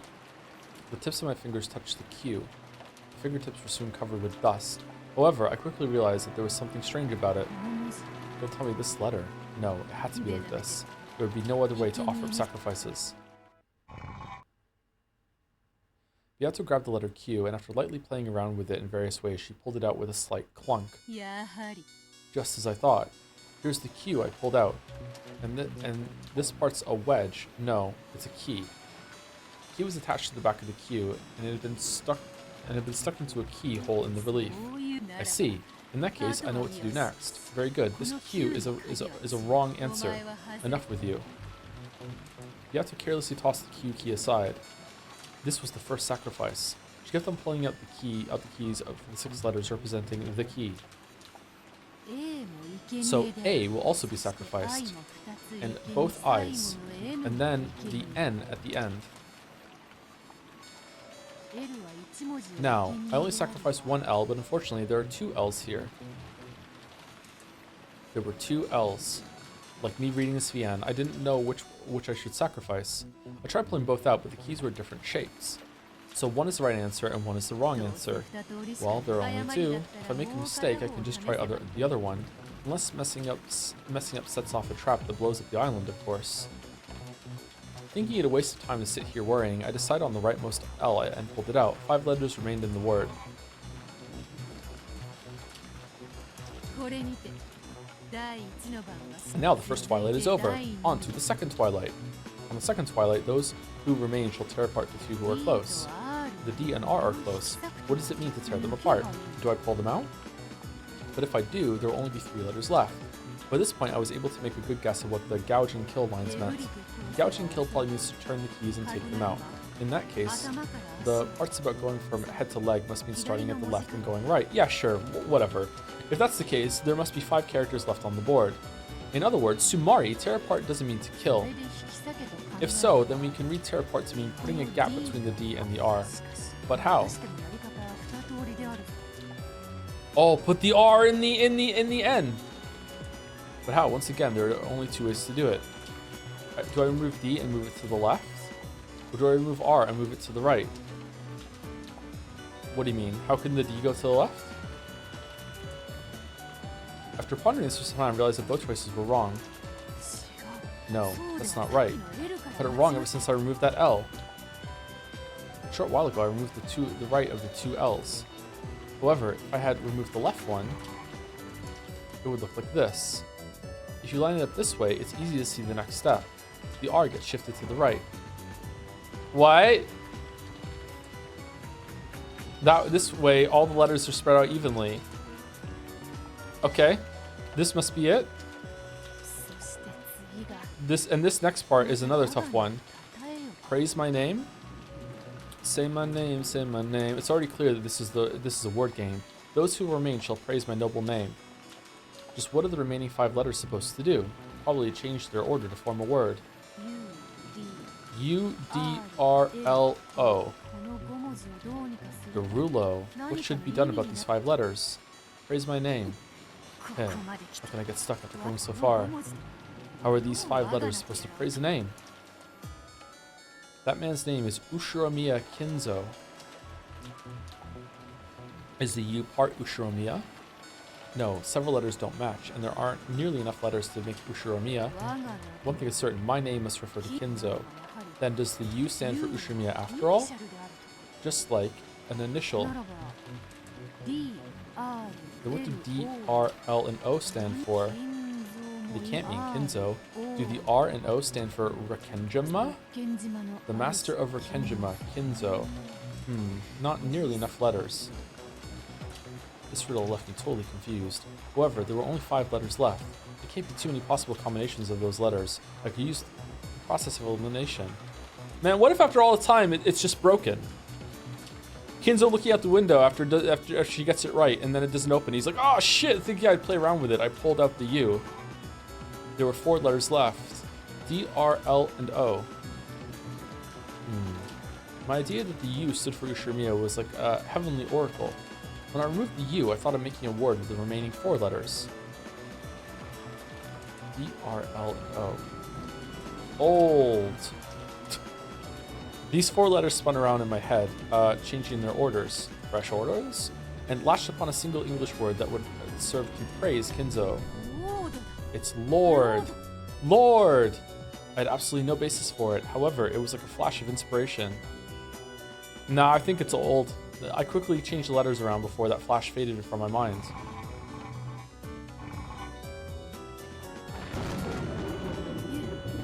Lord. Lord. You. Lord Ushiromiya. Lord Ushiromiya. Lord Ushiromiya. I can sing on the 4th twilight. Gouge the head. Oh ho! It was a key. So it wouldn't have turned if it was the wrong one. But it did turn. I managed to gouge it.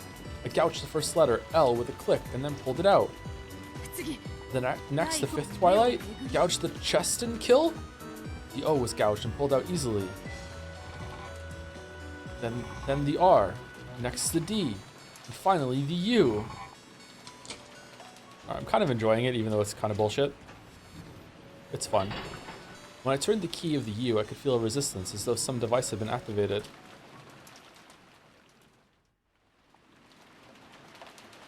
I waited for something to change, but nothing did. However, I felt something happen. A secret door must have opened up somewhere around here. I thought Beatrice said and read that there were no secret doors or secret passages in episode 2 or 3. Waiting around won't accomplish anything in the chapel. Did she say it in a red way that was like plausible deniability or whatever? I've probably done everything I can here. All the letters in quadrillion have been removed. On the 9th twilight, the witch shall revive, and none shall be left alive. So this way has the witch, has the witch have I revived. The 10th twilight. At journey's end, you shall attain to the power of the Golden Land's treasures once and for the last time. When I stepped down off the ladder and looked around, I immediately noticed a small change. That lion statue. At some point, the lion statue in front of the chapel had turned to face a different direction. How did that work? Did Kinzo plan this extravagant device back when he first started building on this island? I walked up to the lion statue and stared at it. Other than the fact that it was pointing a different direction. Pointing a different direction. Is that okay? Pointing in a different direction, right? Is it okay to drop the in there? I don't think so. I would add the in. Pointing a different direction sounds wrong to me. Nothing had changed. In that case, is the lion looking at something in particular now? It's fine. Do you really think so? I think it's awkward without it. I followed this line of sight and saw another lion statue. And that lion statue had also changed its direction. Oh, it's like Tears of the Kingdom Underworld. Interesting. So follow the lion guideposts. As intricate as ever, I see, Kinzo. I wasn't complaining anymore. I felt a bit of respect and awe at Kinzo for setting up such an intricate device and having it go undiscovered all these years. There were lion statues standing like guardian deities at the entrance and the corners of the chapel. The direction they faced had changed, pointing around to the back of the chapel. There was something there.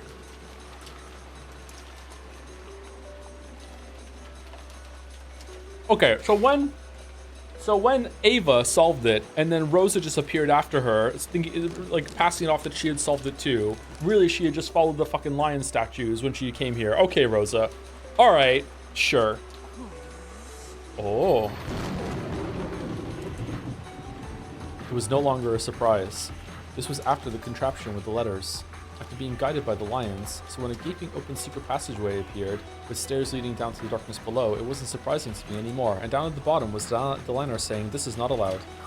So, is this the entrance to the Golden Land, Kinzo?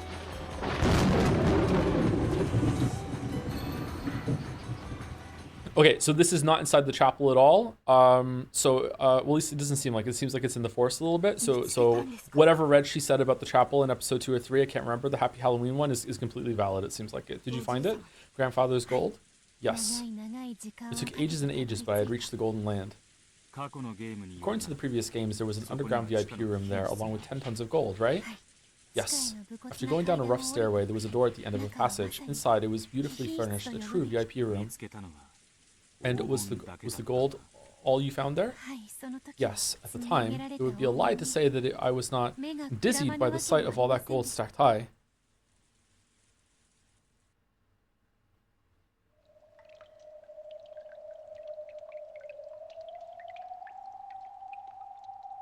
Isn't that part of the military base?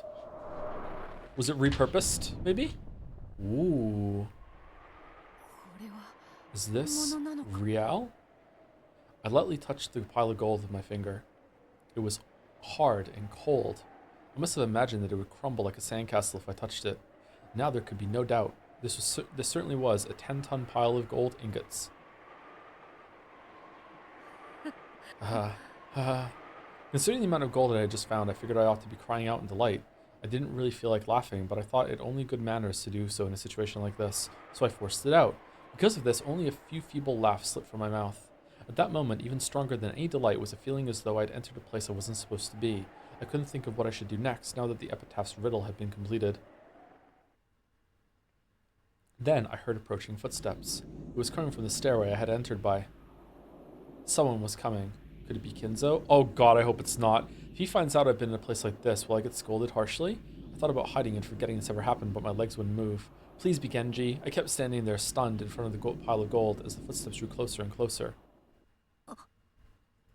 The door opened, and I saw who it was.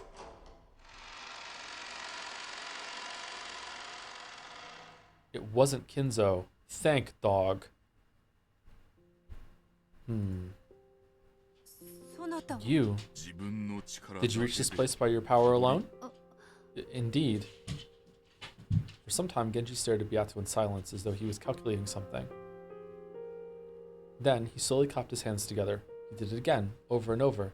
It took quite a long time before I realized that he was applauding me.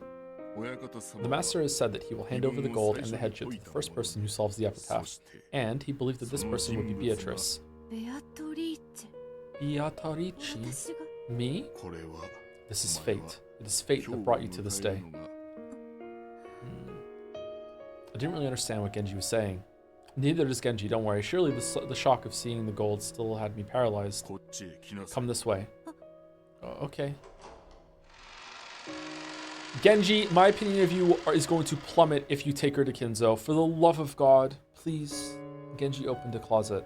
Inside was a torso wearing a beautiful dress made of black cloth and golden stitching. When I saw it, I understood it immediately.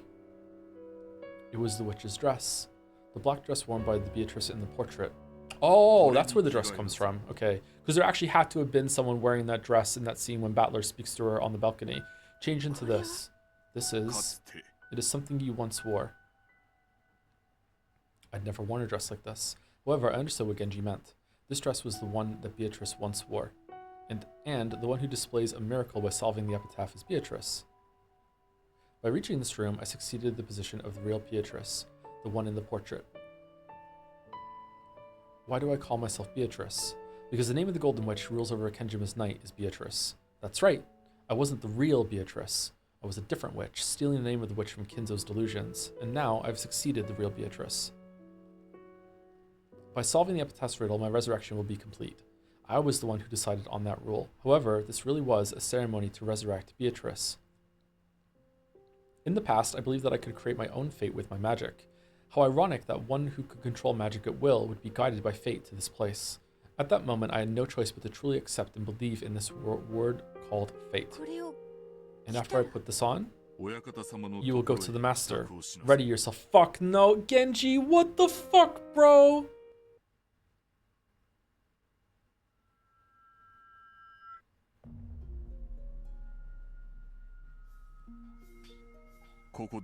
Wait here. Okay. Master, it is Genji.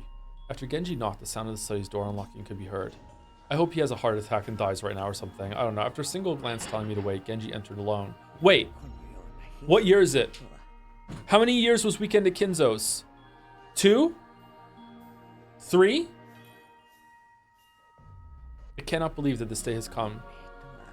Fate can be such a strange thing. Kumasawa was with us too. Kumasawa also has thoughts. I thought this dress, which didn't really suit me, would lead to a lot of jokes, but she didn't laugh at me at all. On the contrary, when she saw me, her expression had turned stern, as though a long-awaited day had finally come. My heart raced. Supposedly, anyone should have been able to solve the epitaph. There shouldn't be anything strange about me solving it. Genji and the others kept wearing serious expressions, and that, along with everything else, made this feel like some sort of grand ceremony. The suffocating silence continued. Eventually the door opened and Genji peeked out. Enter, Beatrice-sama. He was saying those words to me, but not to the person I had been until a short while ago. Go ahead, Beatrice-sama. Kumasawa also urged me forward with a respectful bow. Kinzo was probably waiting for me inside. What expression should I wear as I go in? How should I greet him? With a slap? I don't have a clue. As the two of them motioned me forward, it was all I could do to avoid tripping over my dress as I walked. Kinzo-san, she is here. Kinzo was crouched on the ground as though kneeling before the portrait of Beatrice. At Nanjo's words, he slowly turned, still crouching.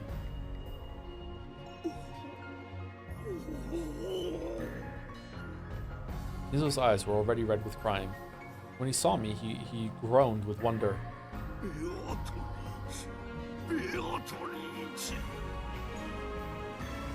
Had he even forgotten how to stand up? He crawled over to where I was. While calling out to me with the name of the woman he had loved long ago, I was too stunned to move. Kinzo grabbed the hem of my dress, gripped it tightly, then curled up and sobbed. I'm sorry. I'm so sorry. I knew how you felt, and yet I'm sorry. Please forgive me. Please forgive me. The words weren't directed at me. However, just standing here like this was all I needed to do. Kinzo's moment of atonement, the moment he had spent half of his life searching for, had finally come.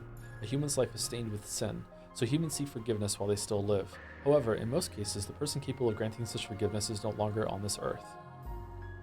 It was like that for Kinzo too. The one he sought no longer existed in this world. Instead, that forgiveness had been woven together by miracle, and now Kinzo had received it. Okay, so unless there's a sudden turn in this scene, I get it. I get why the servants are loyal to Kinzo. He did something really bad. I get it. I just guess I'm too much of a vindictive asshole. He doesn't deserve it. Sorry to be this kind of person. Like I feel like I'm kind of understanding what it's trying to do here, but like but still fuck you. You know what I mean? Like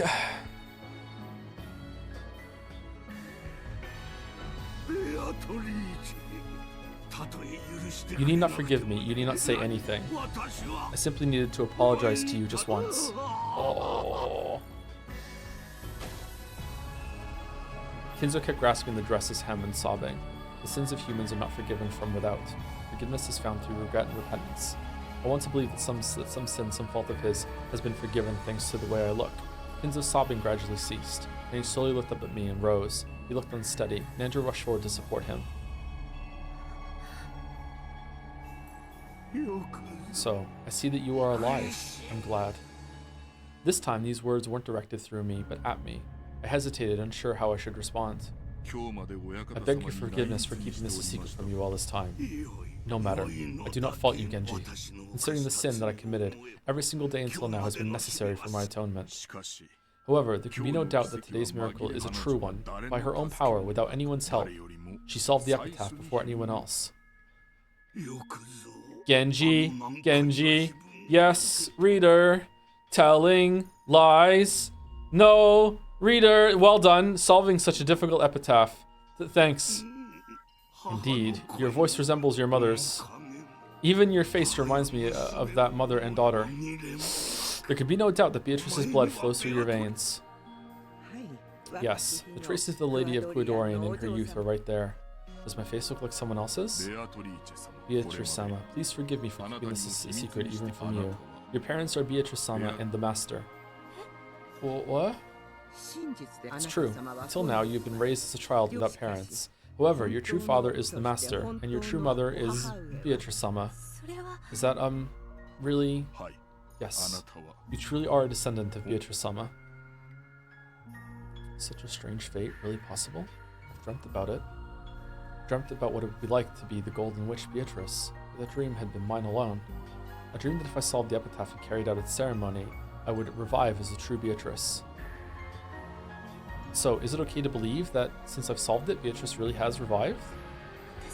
I truly carry Beatrice's blood? Yes, there's no doubt of that whatsoever. It must have been hard for you to live until this day without knowing a parent's affection. And yet, look at how wonderfully you've grown. So you all knew about me? Genji, Kumasawa, and even Nanjo nodded wordlessly. Now I think about it, there might have been lots of hints. I've always felt as though there was something special about me. Genji, and especially Kumasawa, always treated me very kindly. Then, does that mean this day is a promised day which would eventually have to come no matter what? I don't understand anything anymore. It's all a miracle from God. Her promised fate. Promised fate has led me to this day. Biotorichi. No, Leon. That is the name I wanted to give you. It is your true name, Leon. I will now return to you everything that Beatrice gave me. I return to you all, to the gold, as well as everything of the Ushimiya family which is created by it. Kizu stuck out a hand that looked like a rotting tree. On his finger was a ring with one-winged eagle crest, a symbol of the Ushimiya family head. He pulled it off, grasped it tightly, and then held it out to me. Didn't know what to do. Slowly, as though they were being drawn forward, I held out my hands, palms up. After pressing his fists against my cupped hands, Kinzo slowly opened his hands and let the ring drop. Leon, my child, all the ways your fate has been toyed with until today were caused by my sins. Please forgive me. You will now inherit my ring. You are the new Ushimiya family head. All of that gold belongs to you. I ask that you use it as you please, and hope that it will be enough to heal some small part of the pain you have suffered. That trifling amount of gold may be nothing in comparison with the sin I committed, but even so, it should be enough to bring you some comfort. Thank you. Leon, I have one final request. What is that? Could you call me... sorry, what did you say? Could you call me Father? I understand why you were not able to. I have not been a father to you in any way. Furthermore, you have been raised without knowing anything about a father. I realize that it's not a name you can call me by.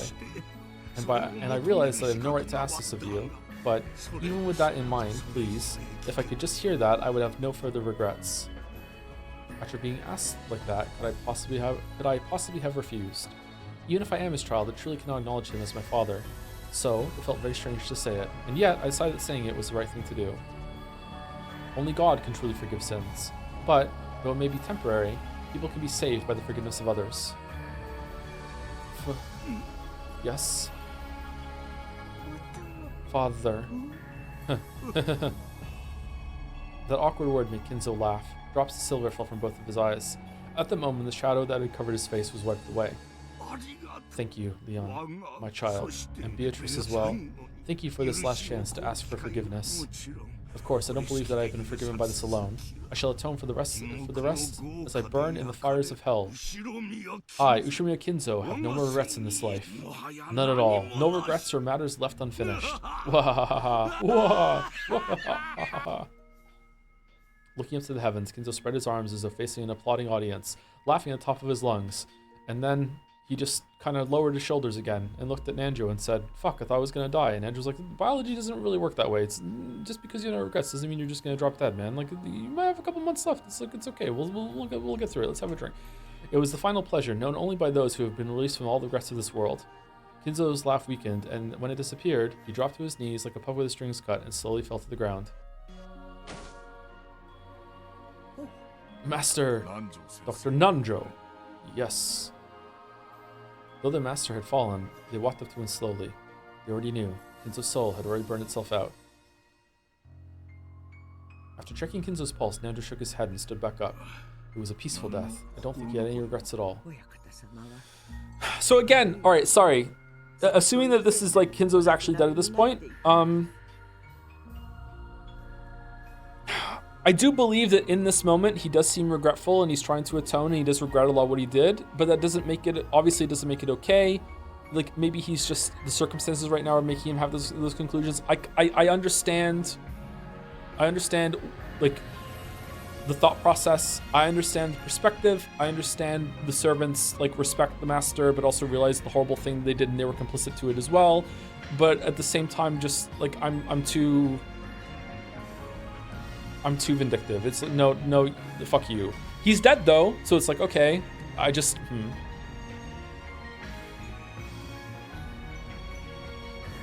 Why, what is there to respect about Kinzo? I don't respect Kinzo. I'm respecting the portrayal of what this person is going through.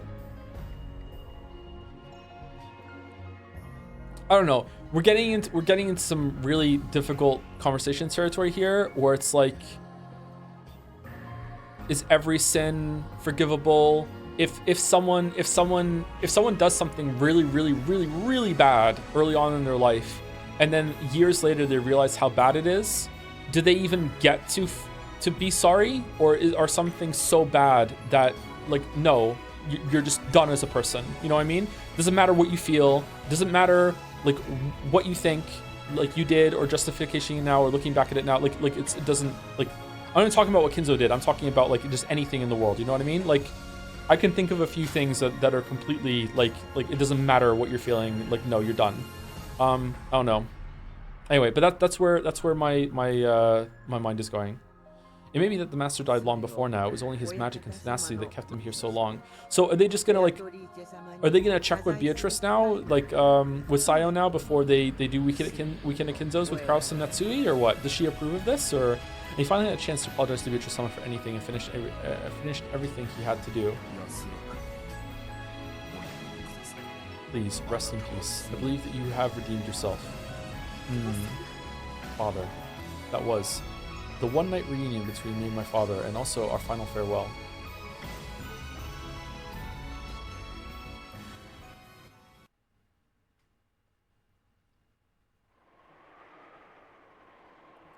Well, oh man, again, that was. Sorry, I'm glossing over the more important thing from this because I'm focusing on Kinzo and not focusing on Sayo. That was a horrible thing to do to Sayo. Oh my god, that was not a nice thing that they just did to Sayo. Like, fucking hell. Like, I understand Kinzo's about to die, and they want to give him the send-off. They probably know that this is going to be the end of him, and also there has to be some acknowledgement of, like, hey, like, the new headship, whatever, but, like, fucking hell. That was a horrible thing to do to Sayo.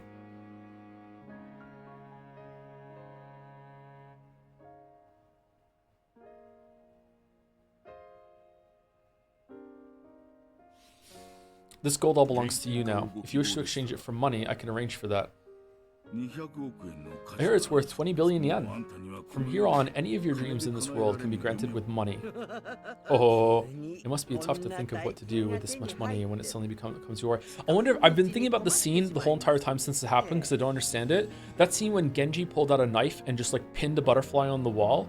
Like, it made me think for so long that there's no way that Genji was working with whatever force was there. But now I wonder if it's like he is working for Sayo, but he also doesn't really approve of what she's doing, but also he can't stand against her, so he just fights against part of it in his own way when he can. I wonder if that's what it's meant to represent. Like, I won't help you kill people, but I also won't stop you or kill you. But I will help you do some things. But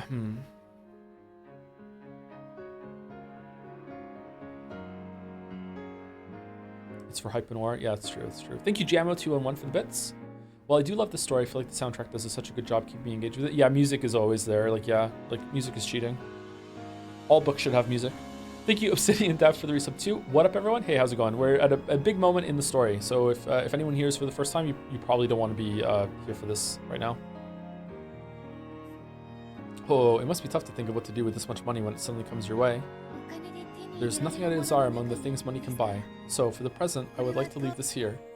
Of course, I'm glad I have a lot of money. However, money can't heal the pain in my heart. I just want him to come back. As you wish. Then it shall be left here. Also, take this key.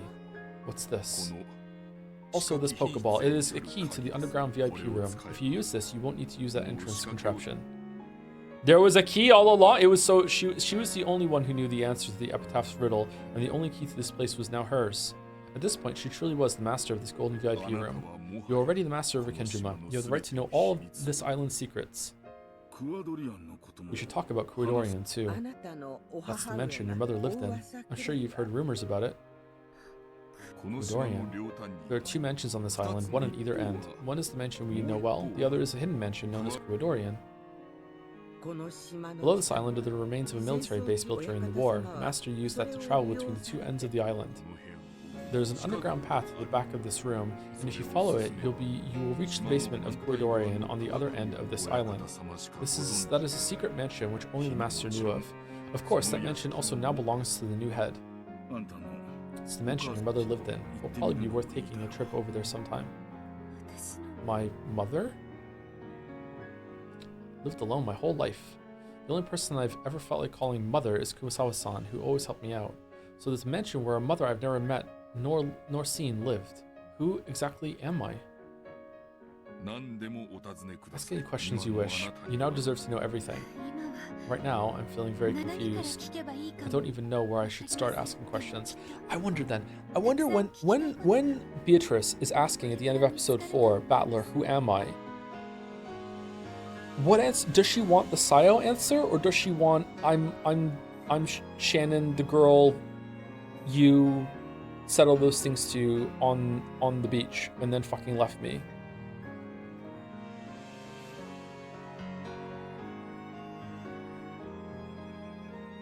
Right now I'm feeling very confused. I don't even know where I should start asking questions, but I'm sure I'll think of plenty of things to ask about. When I do, please tell me. As you wish. But also, being treated so respectfully like that is a bit uncomfortable. I'd be happier if you could talk to me the same way you've always done. If that is what you wish, then I will do so. Oh, that's easier for me too. Well now, what will we do now, Genji-san?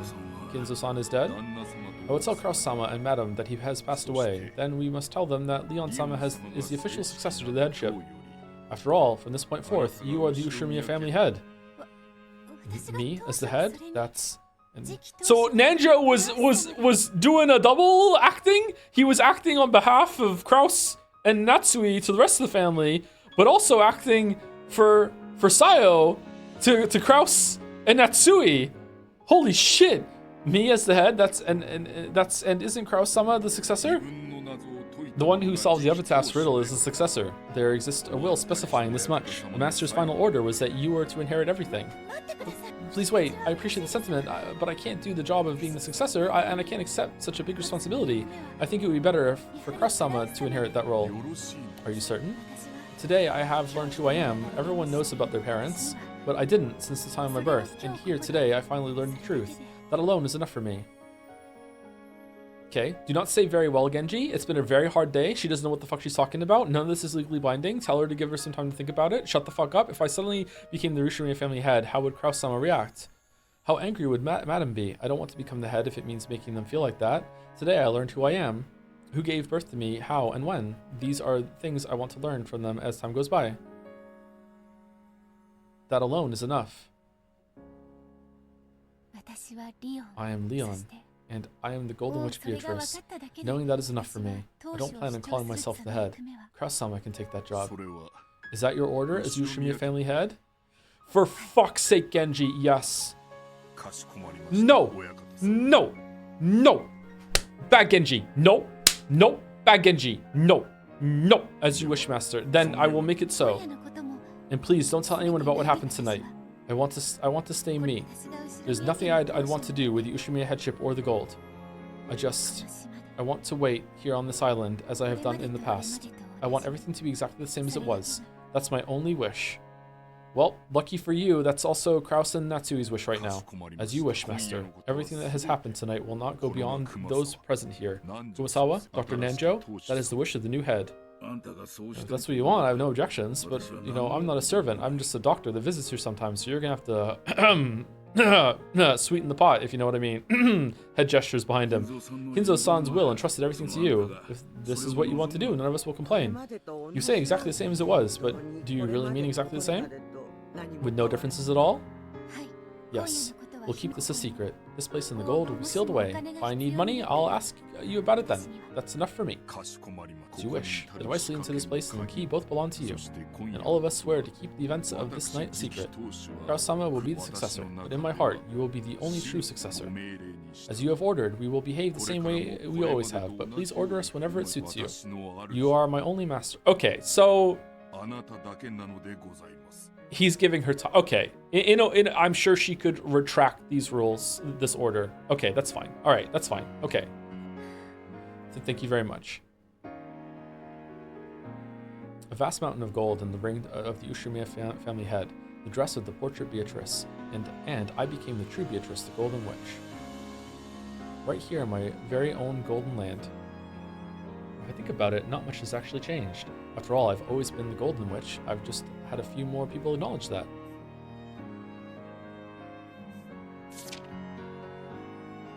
November 29th, the day I became a true witch.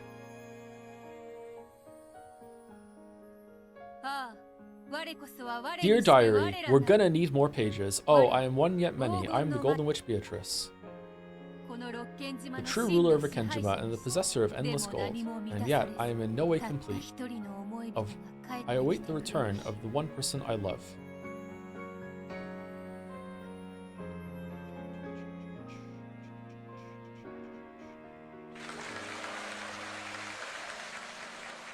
Yay!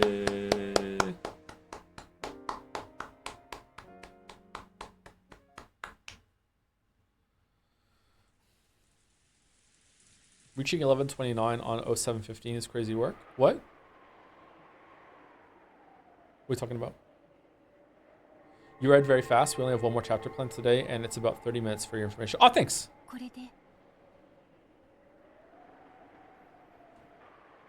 He forgot. There was a big long number at some point. What does that got to do with what we just saw? The code on the door in episode 3 is 1129-0715. That's 2 dates. What's 0715 today is July 15th. Battler's birthday and the witch revived. Oh, so it's the day the witch revived and Battler's birthday? And Battler's birthday today? Oh man, that's fucking spooky as hell. What the fuck? Why was Battler's birthday on the door? Did chat just spoil something by accident because it's today? You know what? It's worth it that it was, you know, considering the date today.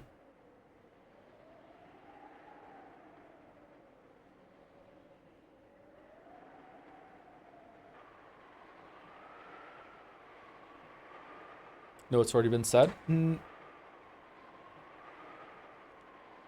No, has it been said that the two dates on the door were Battler's birthday and the day the witch revived? That's what I mean. Like, I wasn't making that connect. I wasn't even thinking about that, and now Chad has said it, and now I am thinking about that. That's what I mean. It's okay. Don't worry about it. That is the end of my tale. Oh, is that all? But aren't the next 2 years pretty fun? You don't need them. After all, we've heard the past games about your inner conflict and how you suffered. You don't need to say any more. You mean the conflict of the furniture with incomplete souls? There was a duel. The result had almost been decided. However, the year 1986 was incredibly merciless. I'll bet you cursed your fate. Yes. If it had been 1 year sooner, or else 1 year later, the duel would have been settled, though the way it got settled would have been different. Silently, Claire hung her head. If only I had been given time. Or else, if I hadn't been given time to worry. I hate everything. Why did it have to be 1986? Why does Genji call himself furniture? Does he? He does, right? At some point Genji calls himself furniture, right? Why does Genji call himself furniture? Oh, thank you, Terraflop, for the 10 gift subs. Thank you very much, Terraflop. Many gift subs from you. Thank you very much, Terraflop. Apparently it's piano time.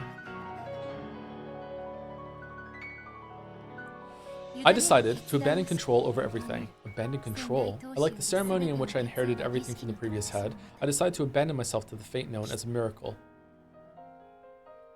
It may be more accurate to say that I abandoned myself to the choice of the roulette. We could not even decide our own fate, so we let fate decide everything for us. Perhaps one of us will find what they seek, or perhaps all will be joined and released, or perhaps someone will put a stop to this folly. No matter which fate the roulette shows, I plan to obey its ruling. I will not resist fate. After all, whenever I have tried in the past, fate has always been heartless to me. Claire hung her head and let a single tear drop down. Humans will carelessly say that people possess infinite possibilities. However, the Endless Witch knows how limited those possibilities really are. So, out of her limited fate, she tried to create the infinite. By entrusting her fate to God, she tried to create the infinite. However, this did not mean that she was resigned to her fate. She spun the roulette of fate with an unshakable and uncertain will. A certain fate where absolutely no one could escape if the epitaph was not solved. She sealed off the island with it, herself included. She just made the storm. October 4th and 5th, 1986 were sealed away by an absolute and certain will. And she abandoned herself to that short span of time and the one fate out of many that would be chosen on that island. And now, my confession is over. Isn't that enough to place my motive for the crime?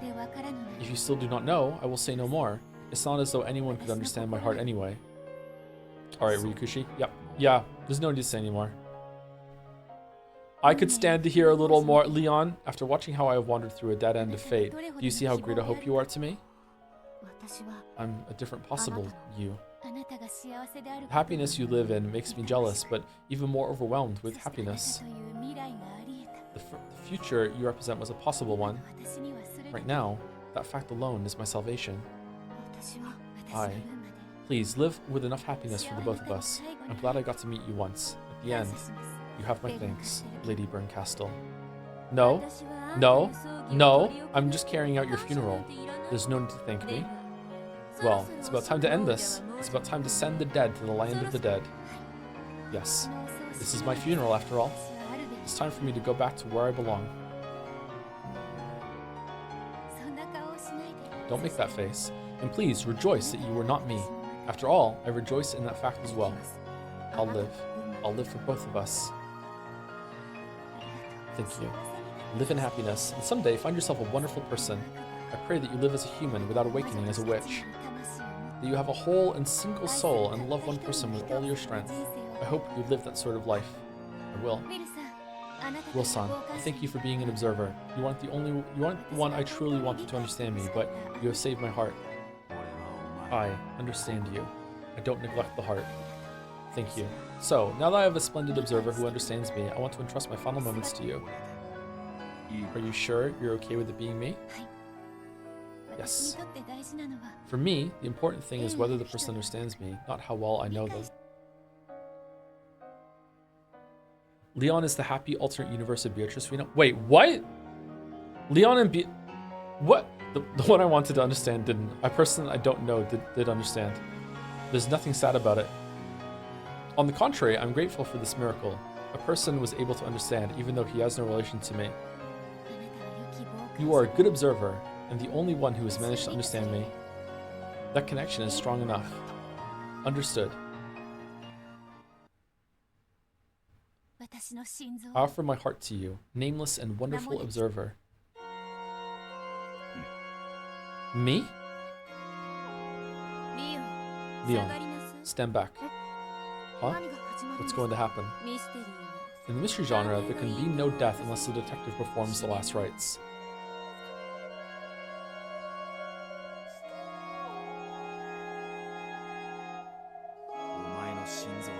Will just stopping your heart be enough? When you mourn the dearly departed, do you put just their heart into the coffin? Got it. That which was born from Earth will return to Earth. I'll return all of you to the Earth. Earth to Earth, ashes to ashes, dust to dust, hair to hair, illusions to illusions, and dreams to dreams. Right. And let us begin. This is my burial.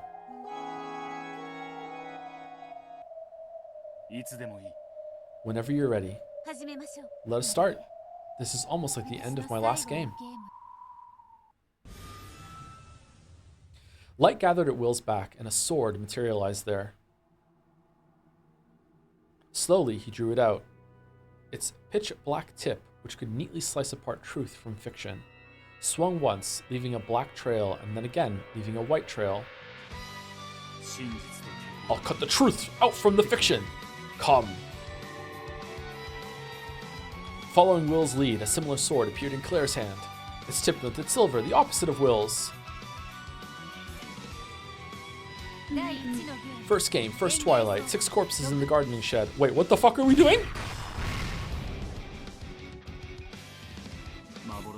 Illusions to illusions. The corpses that cannot return to Earth returns to illusions.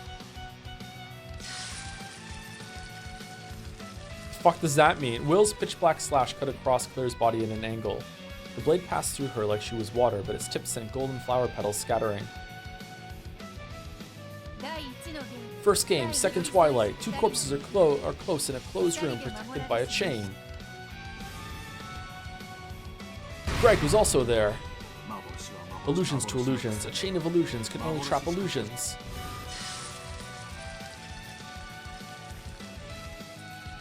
The razor-thin black blur sent golden flower petals scattering again. First game, 4th twilight. The old head from the closed room study, confined in a scorching furnace. Illusions to illusions. Let the man of illusions go to where he belongs. First game, 5th twilight. Last moments of the sacrificed boy with a stake in his chest. Illusions to illusions. The witch in the stake and stake of illusions can pierce naught but illusions. First game, 6th, 7th, and 8th twilights. 3 corpses lying in the closed room of the singing girl. Illusions to illusions. Illusions of the blind girl's song. Illusion of a closed room. Ketchup all over the shop.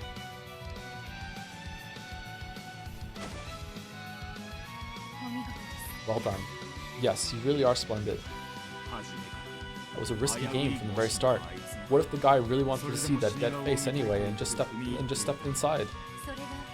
That's what it means to abandon oneself to fate. So what if George wanted to see Shannon? That's what your roulette is, isn't it? Let us continue. Second game, first twilight. The 6 with their stomachs split in the closed room chapel. Why would Hideyoshi just go along with that? Illusion to illusions. The gold truth locks the lock of illusions.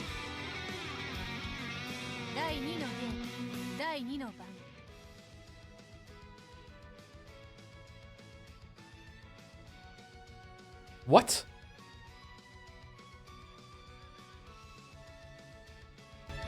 Second game, second twilight. The two who are close cannot even be close as corpses. Illusions to illusions. Illusions who have fulfilled their role do not leave even a corpse behind.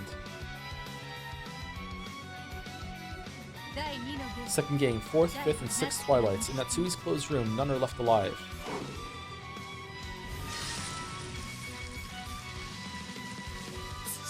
Earth to earth. No one would dispute that a coffin is a closed room. So she killed herself. Okay. Second game, seventh and eighth twilights. The two sliced to death by the red-eyed illusion. Earth to earth, illusion to illusions. No illusion can create a corpse.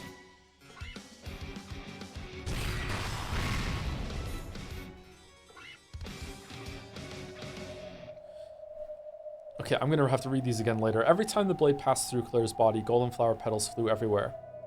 The petals covering her heart were being torn away bit by bit. The illusion of the witch was breaking down and becoming flower petals. Third game, first twilight. 6 corpses connected by the link closed rooms.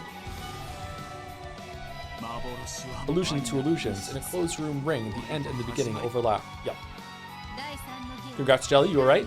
Third game, second twilight. The corpses of mother and child lay together in the rose garden. Earth to earth. No falsehoods in their final moments as told.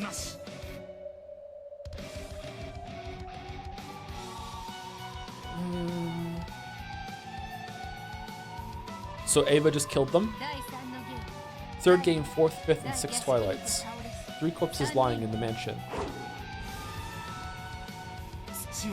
Earth to earth. No falsehoods in their final moments as told. So Ava just killed them. Okay. Third game, 7th and 8th twilights. The corpses of husband and wife lay exposed under the arbor. Earth to earth. Wait, does that mean it's the same Ava that was at the end of episode 3 when that met Angie? Or was that like actual Ava? Is that like, at first I thought that was a continuity that was born just after episode 3, but then the more it went on, the more I thought that maybe that's the real true future, and no one really knows what happened, and in the real true future, it just so happens that Ava was the one that survived, and episode 3 is just there to just, like, make it confusing for fun. Because if it actually is the continuing from episode 3, then Ava is a murderer, but if it's not, then it's something else. Earth to earth, the obvious culprit wields a mutable blade. Shit, what are we talking about? Fuck. The corpses of husband and wife lay exposed under the arbor.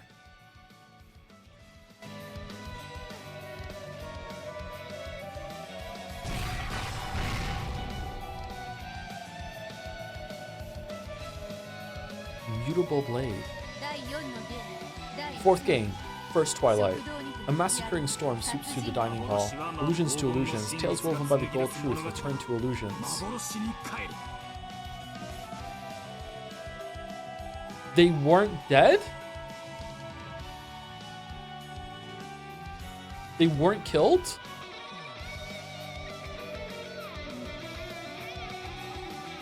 That scene just never happened at all? Fourth game, second twilight. The 2 youths face a trial and pass away together. Illusions to illusions. Tales woven by the gold truth return to illusions.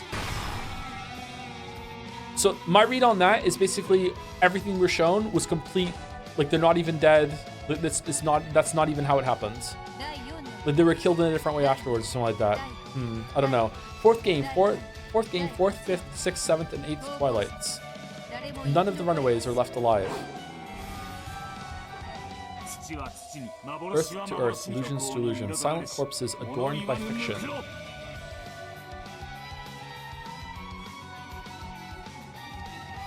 What does that mean? Fourth game, ninth twilight, and none shall be left alive. Earth to earth, illusions to illusions. When fiction is shut up inside a cat box, it becomes truth. So they weren't dead? They were just pretending?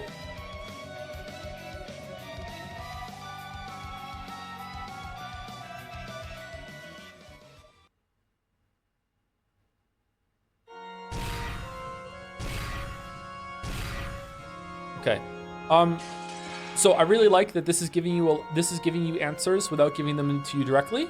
You have to go back and think about it. It's like really strong hints for each one that you have to interpret in a way. I really like it. It's also thematically appropriate. But I am absolutely in this moment not going to pretend that I understood even half of what this motherfucker just said. Okay? Call me stupid if you want. I need to go through, and I have to go through it again. Like, some of them I did understand. The other ones I'm like, what the fuck does that mean? Okay? Like, yeah. Over and over again, Claire's body was sliced by a pitch black sword. It's pretty good though.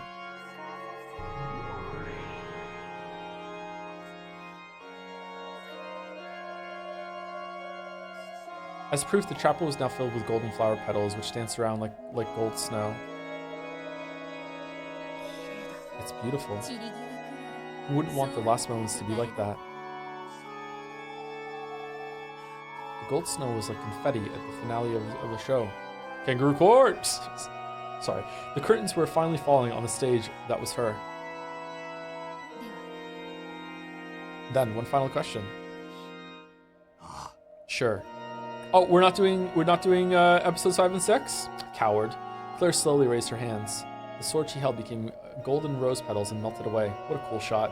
She stood there, arms wide, waiting for the final strike. Who am I?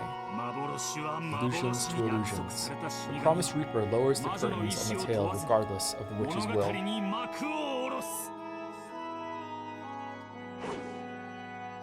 The pitch black blade that will swung high cut down Claire's form.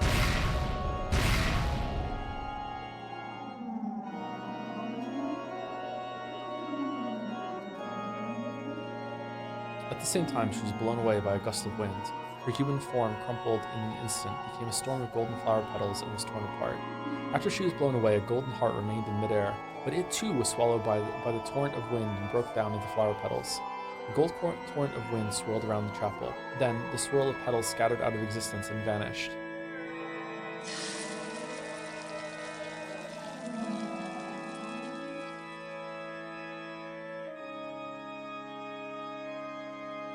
A few remaining petals danced around like snowflakes, and those final vestiges decorated the chapel beautifully.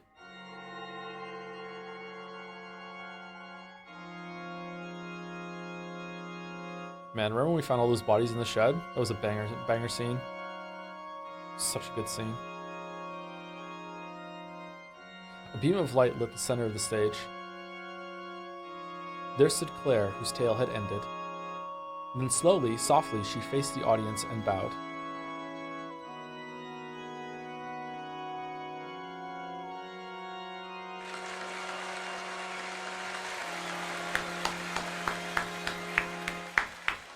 Applesauce spread throughout the room. The long tale she had just finished telling was being given a massive applause. It went on and on, and on and on.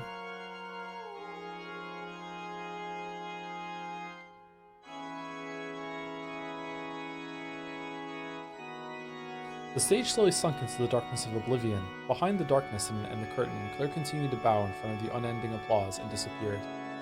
People are born with sin and live life to obtain forgiveness from someone. Or perhaps they are born with riddles and live life searching for someone to solve them. Here, all of her riddles have been solved, leaving no lingering regrets behind. How is there an episode 8? Is it just Golden Land road trip? Just the whole gang? Just they go to Egypt? Just nonstop, like, hey, everyone's happy now. What's episode 8? People are riddles. They want someone else to solve their riddle. Fuck off. They live life wanting someone to solve the riddle that they are, the most difficult riddle in the world. They want someone to look at the riddle they are, and they want that person to solve it. For her, that wish has been granted. Her soul will wander no longer. Sleep in endless peace in your cat box coffin.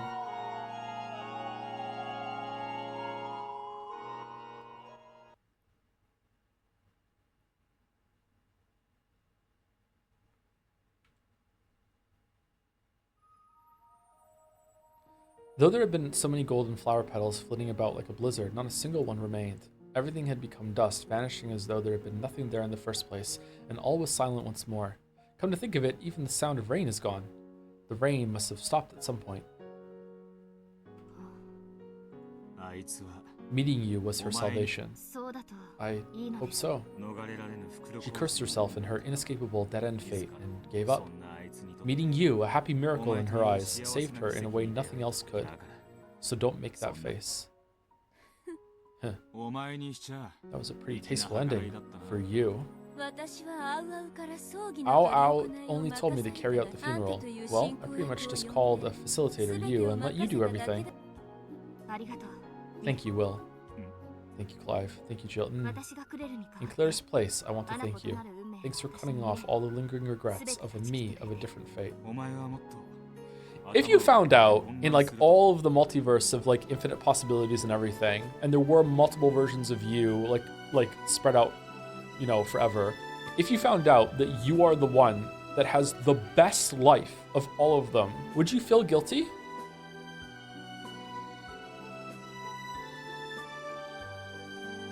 Would you feel at all like a little bit of like, man, that sucks? I'd feel really sad. Yeah.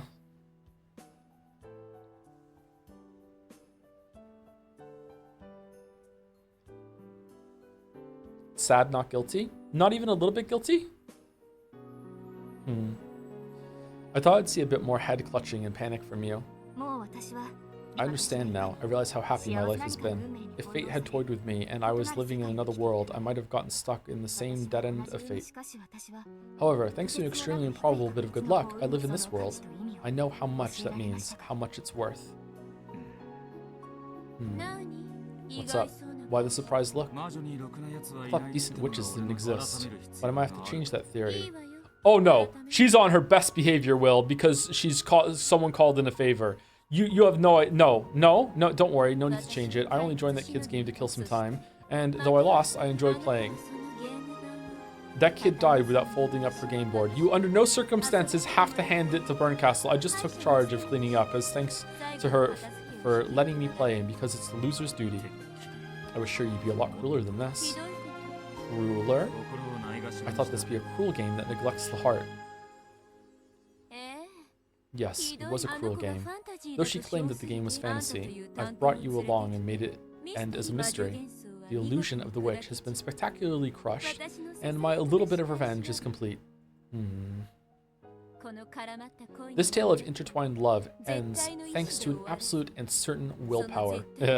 Out of respect for that certain willpower, the Witch of Certainty made that kid a witch for just 2 days. Even within this limited span of 2 days, I've been able to enjoy an endless kaleidoscope. I won't be bestowing my favor, so no miracle will occur. However, even this ending is something that child wished for. I wonder which truth actually lay at the end of this endless tale. Who knows? Not being able to say that for sure is what makes it a cat box. It's up to you, the viewer! When you open the box, you get a tale where no trace of the mansion remains, and no one except Ava survives. Now that Ava has died without saying anything, all the truth is inside the cat box. Endless possibilities, all kept within a limited box. Now I think about it, maybe the whole island where she lived and died was the Golden Land. If you can call a cat box a golden land, that is. By the way, Battler has written up the most fun tale imaginable of the inside of the cat box. Are we gonna see it? You mean the book in Beatrice's coffin? Oh, fucking hell. Oh, no.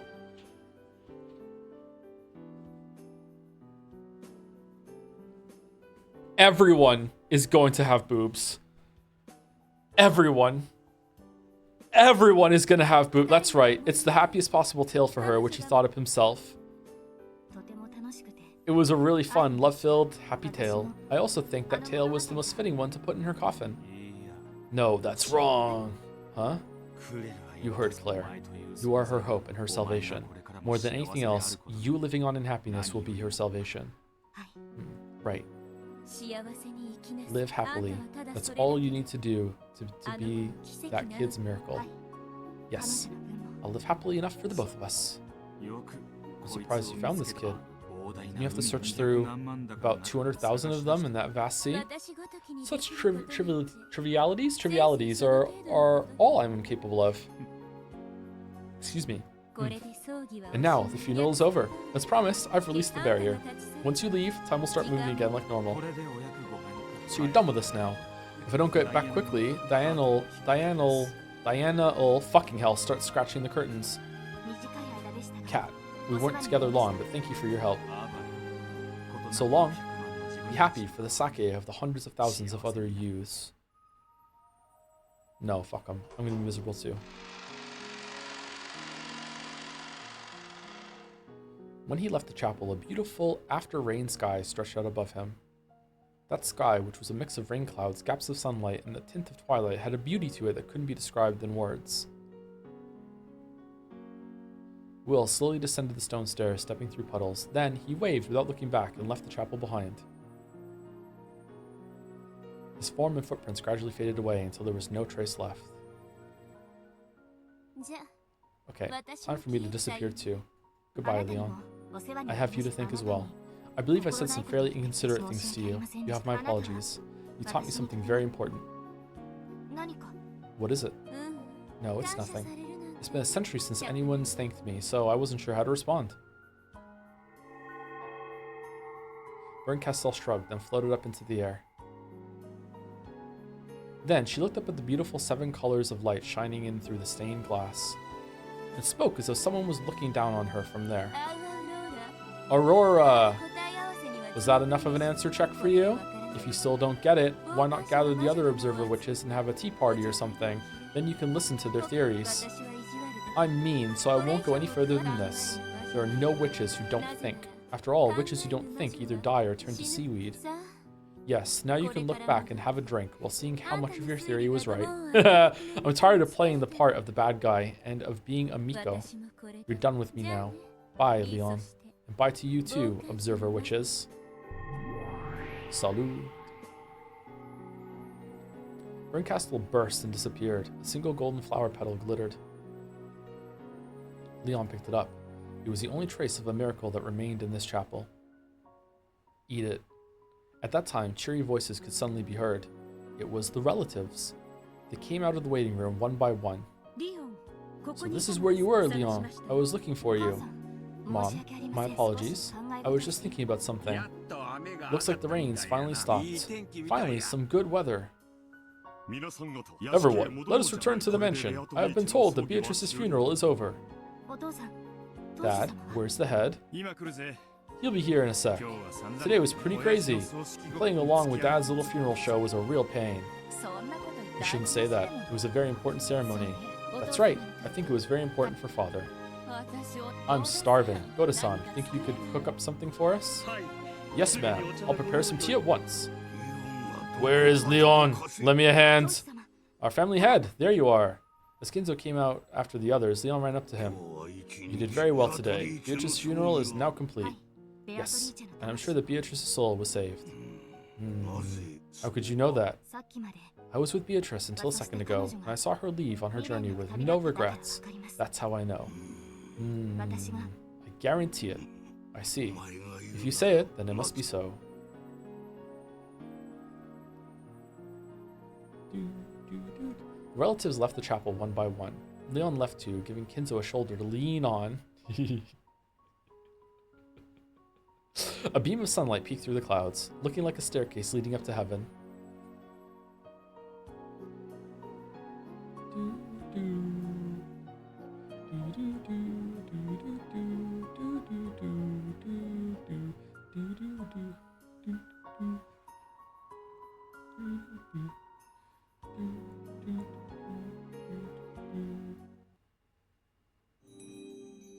New trophies available in the trophies. Whoa, whoa, whoa, whoa, whoa, whoa. Golden Witch has prepared a gift in commemoration for your recent sojourn. The new elements may be accessed from the title screen.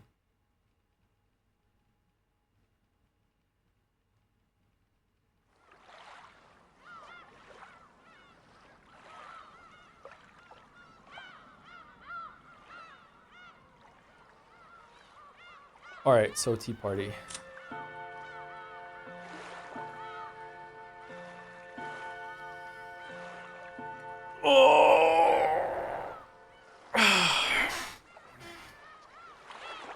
Okay, you know what? I feel like in the spirit of of interpretation, and there being like, obviously there is a core of truth that is to the story about what happened, but the rest is the cat box. I think I'm done. I don't think I need to see anymore. This is a probably as good of an ending as I'm gonna get to Umineko. I think anything that happens after this is gonna be is gonna spoil it and ruin it. I don't think I want to read anymore. I'm being serious. I don't think I want to continue. I don't think I need any more. I feel like I got all the answers that I wanted. I got all the answers to like what happened between Val and Beatrice. I got all the answers that happened on the island. The only mystery is like, apparently there's an explosion. I don't know what the fuck that's all about, but like that's it. I feel like that's the only question that I don't have answered right now. So I think I'm done. Do you have any theories about what happens in the Sea Party? Probably the characters just reviewing what happened, I'm guessing. Yeah. Baldur's Gate 3 bros, it's over.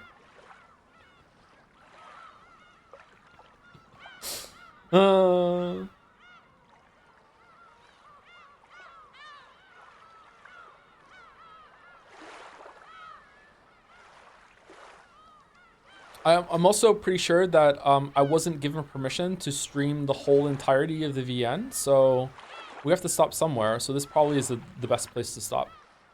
So yeah. Umineko, really, really good. In the spirit of episode 7, I give it a 7 out of 10. Some amazing parts, some less amazing parts. Let me digest my thoughts, and at a stream soon, I will like have something typed up maybe and prepared, and we'll go over it, and we'll see. But I really don't want to read anymore. I feel like reading anymore is just going to ruin like what we're at. I feel like I have all the closure that I need. I don't want anything opened up anymore. Thank you, Kever Clarung, for the bits. It's Jover. Tell Mouse to bomb Umi full. Anyway, who are you rating? Is anyone from the community live?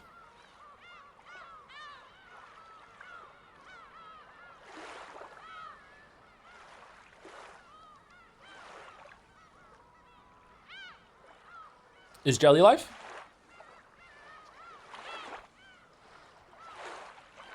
Jelly channel TTV. Maybe ask Jelly. Maybe Jelly wants to read the rest. Maybe Jelly doesn't have closure. Maybe Jelly can read the rest. Yeah. Yeah. Jelly channel TV. There we go.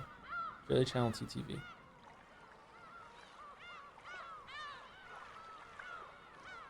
Oh, by the way, how long has Jelly been live? Jelly might not have watched the end of this VOD, so he might not know what have happened. So don't go in hot with spoilers, okay? Like check with him first before you like I don't know. We'll see, okay? Jelly was here earlier, but I don't know if they caught the whole entirety of the stream. All right, so I'll see you tomorrow, and I think we're definitely going to start Final Fantasy 6 on Thursday. So if we, maybe I want to stream over the weekend, because now I can have Final Fantasy 6, today's Tuesday, right? Final Fantasy 6 on Thursday, Friday, Saturday, Sunday, and Monday. That's 5, maybe 5 long streams. Final Fantasy 6, I can get it done, and then we can start Expedition 33 next Tuesday. That sounds good to me. That sounds good to me. Yeah. Anyway, yeah. Sorry to rush out of this. This is a very, very special experience, I think. Umineko is going to like persist for a long time, but like I just want to collect thoughts before I do it. Yeah. Anyway, see you, everyone. Raid's going through. End of an era, man. End of an era.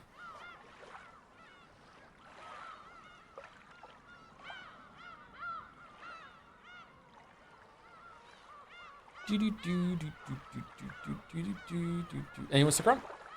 See you later. And for anyone who was only here for Umineko, I guess goodbye. Holy shit. Maybe there'll be one more stream for that. Oh no, we'll see. For the closing thoughts and like. Anyway, see you later.